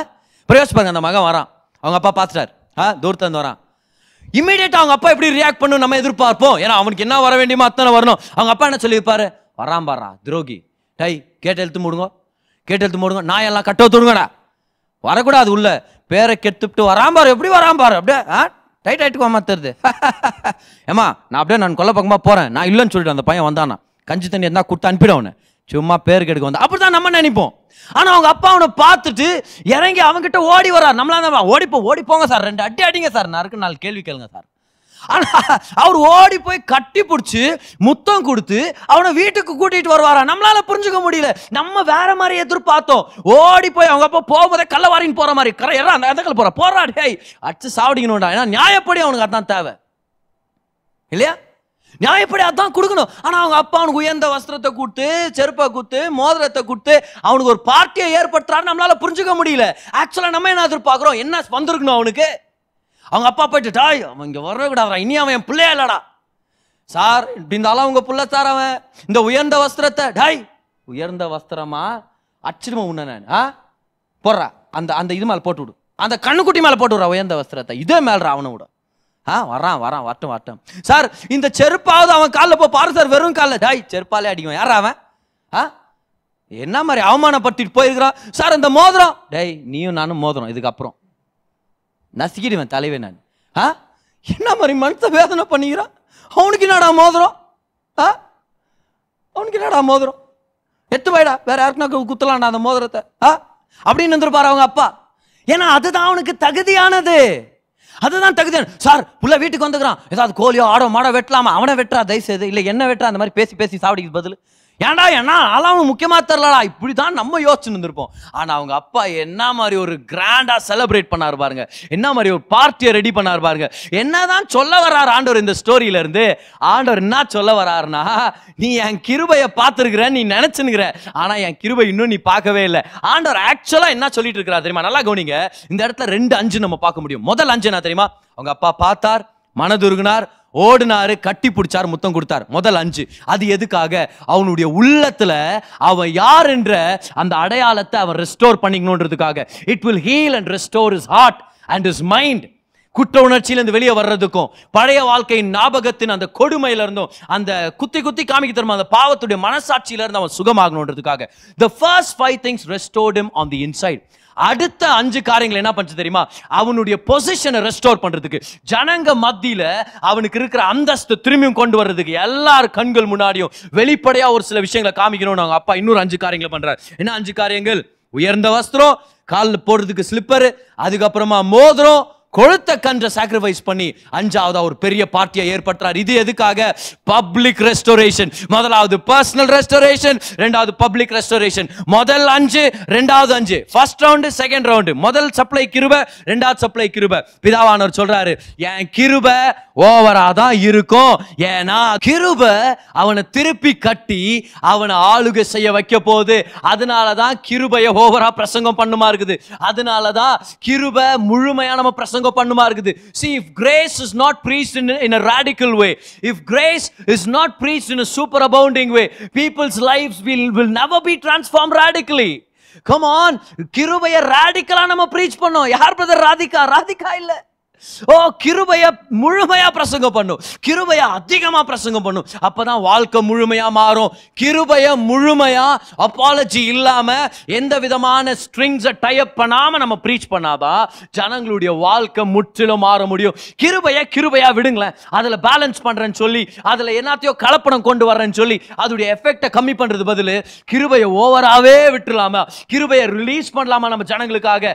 அப்பதான் அவங்களுடைய வாழ்க்கை மறுரூபமாகும். அப்பதான் அவங்க பண்ணி தவுட்டுல வாழ்ந்துட்டு இருந்தவன் ஒரு சில மணி நேரங்கள்ல அந்த வீட்டுல சீஃப் கெஸ்டா உயர்ந்த வஸ்திரத்தோட நல்ல ஜனங்களோட பார்ட்டி பண்ற வாழ்க்கைக்கு வந்தான். காரணம், கிருபை ஓவரா இருக்கிறது அவன் அங்கீகரிச்சான். அவன் பண்ண ஒரே நல்ல காரியம் என்ன தெரியுமா? அப்பா நான் ஒரு தெரியல, நான் தப்பு பண்ணிட்டேன், உங்களுக்கு எகேன்ஸ்டா இதெல்லாம் பேசுறது சைலண்டா. அவங்க அப்பா முத்தம் கொடுக்கும்போது சைலண்டா இருந்தான். அதுதான் அவன் பண்ண ஒரு முதல் முக்கியமான காரியம். பார், இந்த ஸ்டோரியில இருந்து ஒன்று கத்துக்கலாமா? கணக்கில்லாம தாராளமா செலவு பண்ணுது அந்த பையன் இல்லை, ஆக்சுவலா கணக்கில்லாம தாராளமா செலவு பண்ணுது அவங்க அப்பா. 5 விஷயம் மகனுடைய உள்ளத்தின் நிறைவுக்காக செஞ்சாரு. 5 விஷயம் பப்ளிக்கா பொதுவா எல்லாருடைய கண்கள்லயும் அவன் திரும்பி அங்கீகரிக்கப்பட்டான். அவனுடைய அந்தஸ்தும் அவனுடைய ஸ்தானம் அவனுக்கு திருப்பி நான் கொடுக்குறேன் அப்படின்னு வெளிப்படுத்துறதுக்கு இன்னொன்று 5. 5 for the inside and 5 for the outside. 5 to restore him personally, but 5 other things to restore him publicly. இத்தனையும் பிதாவானவர் கொடுத்துட்டு இருக்கிறார். ஏன்னா அவர் கிருபை நிறைஞ்சவர். 5னா கிருபை மேல கிருபை. அதை ஏற்றுக்கிட்டே இருக்கணும். என்ன நடக்கும் பிரதர்? ரோமர் 5:17 பாருங்க. கிருபையின் பரிபூர்ணத்தை பெறுகிறவர்கள் ஜீவனை அடைந்து ஆளுவார்கள் என்பது அதிக நிச்சயம். பாருங்க, அந்த மகன் சொல்றான், நான் சாப்பாடு இல்லாம சாகுறேன் அப்படின்றான். ஆனா சாப்பாடு இல்லாம சாகுறவன் இன்னைக்கு பெரிய பார்ட்டியா அடுத்த ஜனங்களுக்கு சாப்பாடு கொடுத்து அவன் வாழ்ந்துட்டு இருக்கிறான். இதுதான் கிருபையின் வெளிப்பாடு, இதுதான் கிருபையுடைய effect. You go from a place of baking food to a place of distributing food. அன்னைக்கு அந்த மகன் வீட்டுக்கு வந்ததுனால தான் அந்த ஊரே அருமையான கொழுத்த கன்றின் சாப்பாடை சாப்பிட்றாங்க. Beef biryani, veal kebab, seekh, chops எல்லாம் பயங்கரமா இருக்குது. ஹல்லேலூயா, ஆமென். என்ன நடந்துச்சு? சாப்பாடு இல்லாம சாகுறேன்னவன் சாப்பாடு கொடுத்து வாழ்றானா எப்படி முடியும்? ஓவரான கிருபையால மட்டும்தான் முடியும். பிரதர் நான் இன்னும் ஆளுகை செய்யல பிரதர், அப்போ ஓவரான கிருபை பெற்றுக்கொள்ளுங்க. பிரதர் இன்னும் நான் பாவத்தை ஜெயிக்கல, அப்போ ஓவரான கிருபை பெற்றுக்கொள்ளுங்க. கிருபையை தெரிஞ்சுக்கிட்டதுனால தான் அவன் பாவத்துல இருக்கிறான். இல்ல, கிருபையை முழுமையா தெரிஞ்சுக்காததுனால தான் இன்னும் அவன் பாவத்துல இருக்கிறான். ஏன்னா கிருபை தான் solution. Apart from the grace of God there is no solution. கிருபையை பெற்றுக்கிட்டே இருங்க, பெற்றுக்கிட்டே இருங்க, பெற்றுக்கிட்டே இருங்க, அங்கீகரிச்சுட்டே இருங்க. அப்பப்போ கிருபைக்கு நன்றி செலுத்திட்டே இருங்க. இருக்கிற இடத்திலே கிருபையை பெற்றுக்கொள்ளுங்க. You don't have to clean yourself up to receive the grace of God. Let the grace of God clean you. Let the grace of God change you. பார், கிருபைன்றது ஒரு மனுஷன் மாறுற வரைக்கும் அப்படின்னு கொஞ்சம் பேர் சொல்றது இல்ல. கிருபை கொடுக்கலாம், மாறுவான் இன்னைக்கு நான் மாறுவான். இல்ல, கிருபை தான் அவனை மாத்த போறதே. கிருபை தான் வாழ்க்கை முறை. இன்னைக்கு பிதாவானவர் என்ன காமிக்கிறார் நமக்கு? அவர் என்ன நம்ம சொல்லிட்டு இருக்கிறாரு? நீ நடா பாவம் பண்ண, டேய் நான் பண்றேன் பாரா செலவு. நீ என்னத்த செலவு பண்றேன்னு குற்றத்தோட வந்து நிக்கிற? நான் செலவு பண்ணி காமிக்கிறேன் பாரு. அப்ப அவங்க அப்பா என்ன சொல்றாருன்னா, நீ என்னத்த இழந்த, இப்ப நான் செஞ்சு அதை ரெஸ்டோர் பண்றேன் பார். நீ என்னடா பாவம் பண்ண, இப்ப நான் உன்னை ரட்சிக்கிறேன் பார். நீ என்னத்த அந்த மாதிரி பண்ணிட்ட, இப்ப நான் உனக்கு செஞ்சு காமிக்கிறேன் பாரு கிருபைனா என்ன அப்படின்னு. பாருங்க, இந்த விஷயத்தை கவனிச்சிங்களா? அவன் தூரத்துல இருக்கும் போதே அவங்க அப்பா அவனை பார்த்துட்டாராம். இதுல இருந்து ஒரு விஷயம் நம்ம தெரிஞ்சுக்கலாம்ல, தினமும் வந்து அவங்க அப்பா எதிர்பார்த்தாராம். இல்ல, தினமும் அவங்க அப்பா வந்து இந்த பால்கனிட்ட நின்று, என் மகன் வருவான், இன்னைக்கு இல்லை நாளைக்கு வருவான். எவ்வளோ வேலைக்காரங்க அப்படி தலைப்பாடா அடிச்சிருந்துருப்பாங்களே, எப்படி மனசு வேதனை பத்தி போயிட்டான் பாரு அவங்க அப்பனை. பாவம் பெரியவர் எவ்வளோ கஷ்டப்படுறாரு. ஆனால் வருவான். அதனால நான் சொல்றது ஒரு சில விஷயத்தை ப்ரிப்பேர் பண்ணுங்கன்னு சொல்லியிருப்பாரு. ஏன்னா இந்த ஸ்டோரியை கவனிங்களேன், எல்லாம் ஏதோ பிளான் ஆன மாதிரியே எல்லாம் நடக்கும். பார்த்துருக்கீங்களா? அந்த உயர்ந்த வஸ்திரத்திலேருந்து, மோதிரத்திலிருந்து, காலில் போட வேண்டிய செருப்பு, கொழுத்த கன்றுன்னு என்ன அர்த்தம்? It is been prepared. ஒரு கொழுத்த கன்றை வளர்த்திருக்கிறாங்க இந்த ஒகேஷனுக்காகவே. சோ அவங்க அப்பா நல்லா கவனிங்க. அந்த மகன் தொலைஞ்சு போயிட்டான், பாவத்துல இருக்கலாம், சூதாடிட்டு இருக்கலாம், பன்னிங்க மேய்ச்சிட்டு இருக்கலாம். ஆனா அவங்க அப்பா என்ன பண்றாரு தெரியுமா? தினமும் வர்றாரு, வந்து பாக்குறாரு. வருவான் என் மகன் வருவான். டேய், அந்த உயர்ந்த வஸ்திரத்தை எடுத்துன்னு வந்தீங்களா? லாண்ட்ரில இருந்து ரெடி பண்ணி வச்சிருக்கீங்களா? வெரி குடா. மகன் வருவான், ரெடி பண்ணி பக்காவா ரெடி பண்ணி வையா. அப்புறம் அந்த செருப்பு எடுத்து வச்சிட்டீங்களா? வருவான். இல்ல, அவன் இல்ல, வருவான். செருப்ப கரெக்ட், நல்ல ஷூ வாங்கடா, என் புள்ளடா அவன். வருவான் என் புள்ள அவன். என்ன வேலைக்காரன் அவன், அவனை நான் ஃபயர் பண்றதுக்கு. 1000 இருந்தாலும் என் புள்ள வருவான். சார், அப்புறம் இந்த கண்ணுக்குட்டி கூட நல்லா கொழுமையா வளர்த்துனே இருங்கடா, என் பிள்ளை வருவான். But while the son was busy sinning, the dad was busy preparing a party. பாவம் பெருகின இடத்தில் கிருபை அதிகமா பெருகிட்டே இருக்குது. நல்லா கவனிங்க.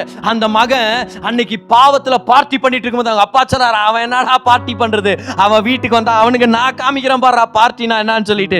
இப்ப பாரு, நான் கொடுக்க போறேன். அன்னைக்கு அவன் வந்து, ஐயோ பன்னி தவிடு கூட கெச்சா நல்லா இருக்குமே, பசியில இருக்கும்போது அவங்க அப்பா சொல்றாரு, கொழுத்த கன்று ரெடியா வைடா, என் மகன் வந்தா சாப்பிடணும்டா, ரெடியா வாங்கடா. அன்னைக்கு அந்த மகன் கிழிஞ்ச துணியோட பண்ணி மேய்ச்சிட்டு இருக்கும் போது அவங்க அப்பா சொன்னார், உயர்ந்த வஸ்திரம் வருவான் தர்றேன், நீ என்ன இழந்திருக்கிற அதை விட டபுளா திருப்பி கொடுக்க நான் ரெடியா இருக்கிறேன். அன்னைக்கு அந்த மகன், நான் பாத்திரவான் இல்லன்னு சொல்லி நடந்து வரும்போது அவங்க அப்பா, செருப்பு எடுத்து வைங்கடா, ரெடியா வைங்கடா, என் மகன் வெறும் கால இருக்க கூடாது, என்னைக்கானாலும் அவன் என்னுடைய மகன் சொல்லி அவனுடைய பர்த்னால கிடைக்கிற வர்த்துக்காக அவருடைய தகப்பன் பாதரட்சைகளை ஆயத்தப்படுத்தி வச்சிருந்தாரு. In other words, when sin was increasing, grace was abounding much more. அங்க பாவம் பெருக இங்க கிருபை அதிகமா பெருகிட்டு இருந்துச்சு. அங்க அவன் பாவம் பண்ண அவங்க அப்பா இங்க கிருபையை ஓவர் ஆக்கினே இருக்கிறார். ஓவரா ஆண்டவர் சொல்றார், இதுதான் பிதாவுடைய உள்ளம். பாவம் பெருகின இடத்தில் கிருபை அதிகமாய் பெருகிற்று. அப்ப அவங்க அப்பா அந்த மகன் வரும்போது ஆக்சுவலா என்ன தெரியுமா சொல்ல வர்றாரு? என்ன வேணும் உனக்கு அன்பு வேணுமா? நான் வேணும் உனக்கு மனசுல நிறைவு வேணுமா? நான் வரேன்னா மகன், நீ என்னடா அனுபவிச்ச அங்க போய் ஏதோ ஒரு தூர தேசத்துல, நான் காமிக்கிறேன் பாரு அன்புனா என்னன்னு. பண்ணி வாசனத்தை பார்க்காம, நீ பண்ண துரோகத்தை பார்க்காம, ஊர் ஜனெல்லாம் உன்னை சாவடிக்க வரும்போது உங்க அப்பா நான் உனக்கு ஓடி வரேன்டான்னு சொல்லி அவங்க அப்பா துணியை தூக்கி பிடிச்சிட்டு அவருடைய அண்டர்வேர்லாம் தெரியற மாதிரி ஓடி வந்து கட்டி பிடிச்சி முத்த கொடுக்கும் போது அவங்க மகன் ஆரம்பிக்கிறான், அப்பா நான் தகுதி இல்ல, அப்பா நான் இப்படி பண்ண, அப்பா அவன் அழுவ ஆரம்பிச்சிருப்பான். ஏன் தெரியுமா? இத்தனை பெரிய அன்பை நான் எங்கேயுமே பார்த்ததில்லையே, இவ்வளவு பெரிய அன்பை 1000 நண்பர்கள்ட்ட என்னால பார்க்க முடியலையே, ஓ அத்தனை பெண்கள்ட்ட என்னால பார்க்க முடியலையே, இந்த அன்பை நான் அங்கீகரிக்கிறேன். வாய மூடிட்டான், சைலண்டா இருந்துட்டான். அவங்க அப்பா முத்தம் கொடுத்து அணைச்சு கொண்டு வராரு. அப்ப அவங்க அப்பா சொல்றாரு, என்ன வேணும் உனக்கு மகன், என்னடா வேணும்? உயர்ந்த வஸ்திரத்தை போட்டு வர. என்னடா ஏன்னா என்றது காசுல எடுத்துன்னு போனேன், ஏன் இந்த துணி வாங்குறதுக்கா? இதெல்லாம் எனக்கு சின்ன விஷயம் மகன், இதெல்லாம் போட்டு வரா. அவனுக்கு என்ன ஷூ வாங்கணும்னு, அதுக்கு தான் நான் காசு கேட்டேன். போட்டு வரா, நல்ல ஷூ போட்டு வரா, நல்ல ஷூ போட்டு வரா. என் மகன் அவன் நல்லா இருக்குண்டா. அவன் பா அடே நீ என்னடா செலவு பண்றது? இப்ப நான் செலவு பண்றேன் பாரு. உனக்கு உன்னை எவன்டா ப்ராடிகல் சன்னு சொன்னது? ப்ராடிகல் ஃபாதர்ரா. 1000 பேர் சொல்லிட்டு உன்னை ப்ராடிகல் சன்னு, ஆனா ப்ராடிகல் ஃபாதர் நீ தெரிஞ்சுக்கிட்டேன் எல்லாருமே. நான் தான் தாராளமா செலவு பண்ற அப்பா. வேற என்ன வேணும்? வேற என்ன வேணும் உனக்கு? கொஞ்சம் காசு வேணும், காசு வேணும். டேய் மோதிரத்தை போட்டு வர, அவன் கையில் போட்டு. ஏன் என் சொத்துக்கு எல்லாம் அவன் தான் வாரிசுன்னு போட்டு. எவ்வளவு காசு வேணாலும் செலவு பண்ணிட்டோம்.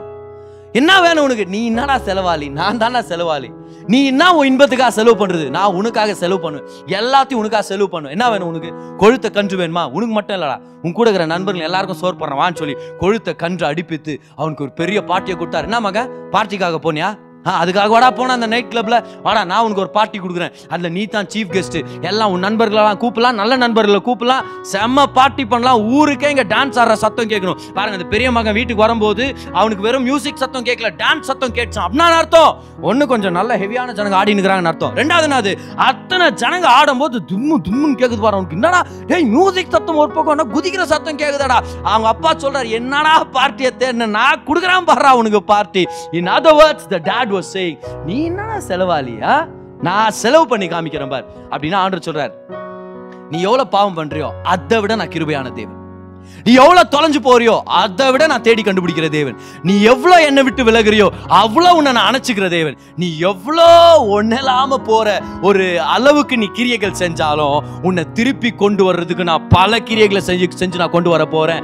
அந்த மகன் அப்பா கிட்ட வரணும்னு ஸ்லோவா தலாடின்னு வர்றான். ஆனா அவங்க அப்பா ஓடி வந்து அவனுக்கும் அந்த தகப்பனுக்கும் இருக்கிற கேப்பை சரி பண்ணிட்டாரு. Grace covered the gap and grace took him in. What was the father saying?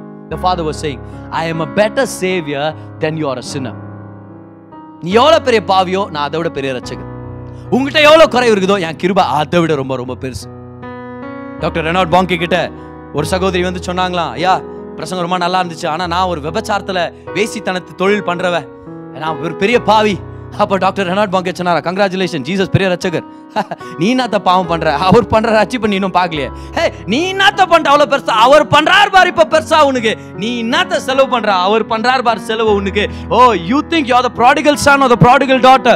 He is the true prodigal. Original prodigal அவர்தான். ஒரிஜினல் கணக்கில்லாம செலவு பண்ற, வாரி இறைச்சு நேசிக்கிற தேவன் அவர்தான். கரங்களை தட்டி ஒரு நன்றி செலுத்துங்க பார்க்கலாம் எல்லாருமே. We are not about the prodigal son, we are talking about the prodigal father.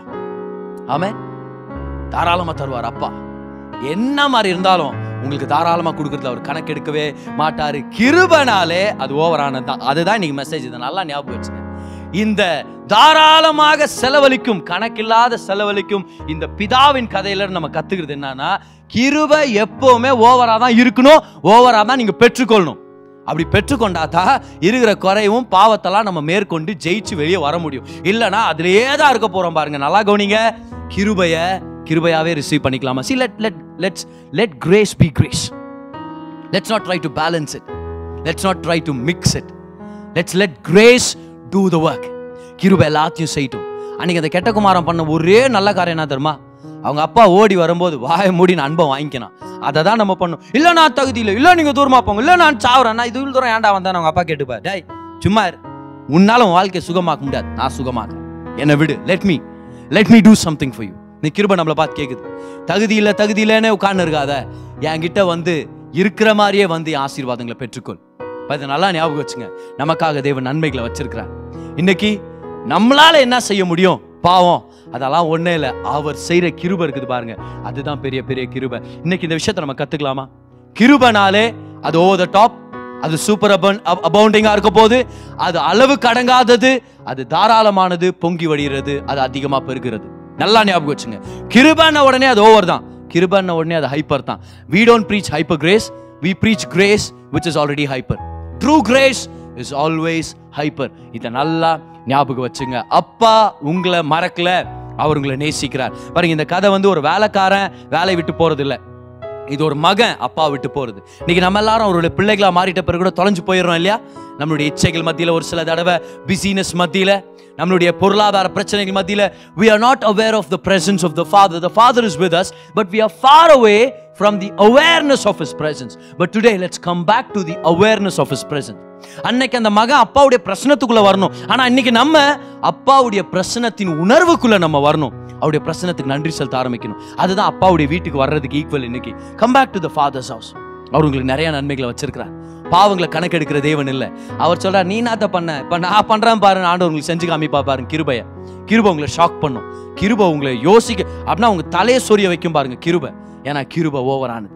ஒரு உண்மையான சம்பவத்தை உங்களுக்கு சொல்றேன் பாருங்க. ஒரு நாள் ஒரு மகன் அவங்க அப்பா கிட்ட சண்டை போட்டு வேற ஒரு ஊர்ல போய் அங்க வாழ ஆரம்பிச்சுட்டானோ.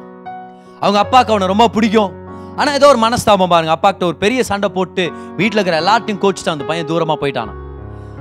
பல வருஷங்கள், பல தடவை அவங்க அப்பா லெட்டர் எழுதுவாராம், கான்டாக்ட் பண்ணுவாராம். வாடா, எனக்கு உன் மேல கோவம் இல்லை, வந்துரு, வீட்டுக்கு வா, வீட்டுக்கு வா, வீட்டுக்கு வா. வரவே இல்லையா பாருங்க. அவன் ஃபைனலா ஒரு நாள் ஏதோ மனசு மாறி அவன் வீட்டுக்கு வந்திருக்கிறான்.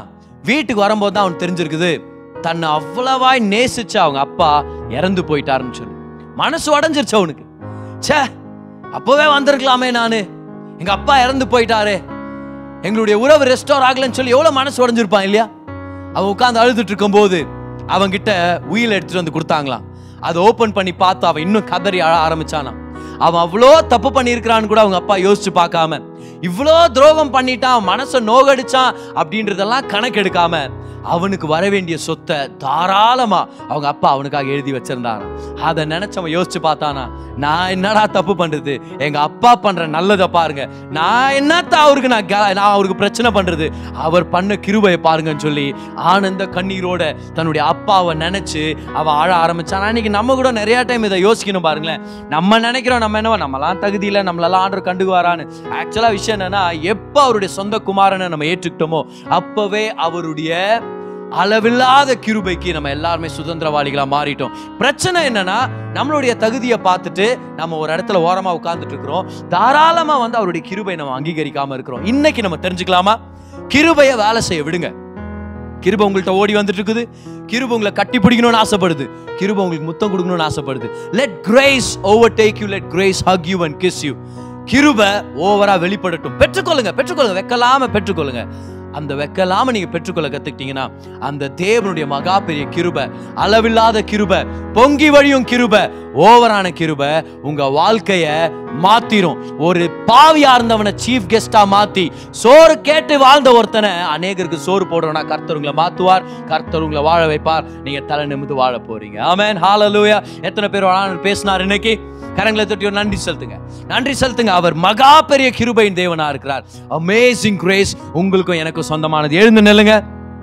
எழுந்து நின்ற வண்ணமாக ஒரு சில வினாடிகள் கர்த்தருக்கு நன்றி செலுத்துங்க. கிருபை ஓவரானது, கிருபை அதிகமானது. கிருபனாலே, உண்மையான கிருபனாலே அது சூப்பர் அபவுண்டிங் கிரேஸ்ன்றதை மறந்துடாதீங்க. Come on, let's receive the grace of God. Let grace do its work in our lives. நல்ல கண்களை மூடி கரங்களை உயர்த்தி கொஞ்ச நேரம் நன்றி செலுத்தலாமா எல்லாருமே? ஓ ராமானா மாந்தேரேபோ கோரபாம்பா லிகபாரபாந்துரு, ஓ ரியஷரபாம்ப லேனி மோரதீனி யாந்துரு. ஆவியானவரே, கிருபையின் ஆவியானவரே நிரப்புங்கப்பா. ஒவ்வொருத்தரையும் நிரப்புங்க. இன்னைக்கு இந்த சத்தியத்தை எங்க உள்ளத்துல ஆழமா பதிய வைங்க. கிருபனாலே அது ஓவரானதுன்றது எங்களுக்கு சொல்லிக் கொடுங்க. Thank you Jesus. Thank you Holy Spirit. Thank you Holy Spirit. Remana shambale kerebona dula yaltari kalona duri yantulu o riabala bamba lebra kalandari kalo shadori yanduru. Thank you Holy Spirit. Thank you Holy Spirit. ஆவியானவர் இருக்கிறார், நம்ம மத்தியில இருக்கிறார். அவருடைய கிருபையினால் நம்மளை நிரப்பிட்டு இருக்கிறார். இந்த நேரத்திலேயே பாவத்துல தொலைஞ்சவங்களுக்காக பெரிய கிருபை, பொருளாதாரத்து பிரச்சனையில சிக்கிட்டு இருக்கிறவங்களுக்கு ஒரு பெரிய கிருபை, பண கஷ்டத்திலயோ மன கஷ்டத்துல இருக்கிறவங்களுக்கு கர்த்தர் பெரிய கிருபை வச்சிருக்கிறார். Let the grace of God overwhelm you right now in Jesus name. Thank you Holy Spirit. நன்றி, நன்றி ஆவியானவரே, நன்றி ஆவியானவரே. Thank you Jesus. கம்யூனியனுக்கு ஆயத்தமாகுங்க. அவருடைய சரீரத்தையும் ரத்தத்தையும் கையில் எடுத்துங்க. அவருக்கு நன்றி செலுத்துங்க. கிருபனாலே ஓவரானது, மறந்துடாதீங்க. கிருபை ஓவரானது. Thank you Jesus. Thank you Holy Spirit. நன்றி ஆவியானவரே, நன்றி ஆவியானவரே. தயவுகளுக்காக நன்றி, கிருபைகளுக்காக நன்றி. Thank you Jesus. அவருடைய சரீரத்தை கையில் எடுத்து சொல்லுங்க, இயேசுவின் தழும்புகளால நான் சுகமாயிட்டேன், இயேசுவின் காயங்களால நான் ஆரோக்கியமா இருக்கிறேன், வியாதிக்கும் பலவீனத்துக்கும் அதிகாரம் இல்லை, எந்த கொள்ளை நோயும் என்னையும் என் குடும்பத்தையும் அணுகாது.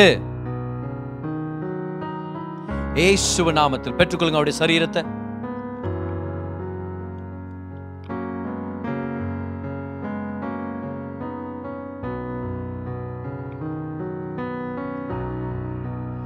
இயேசுவின் ரத்தத்தை கையில உயர்த்தி சொல்லுங்க, இயேசுவின் ரத்தத்தினால நான் நீதிமான், இயேசுவின் ரத்தத்தினால நான் தகுதியுள்ளவன், இயேசுவின் ரத்தத்தினால நான் தேவனுடைய பிள்ளை.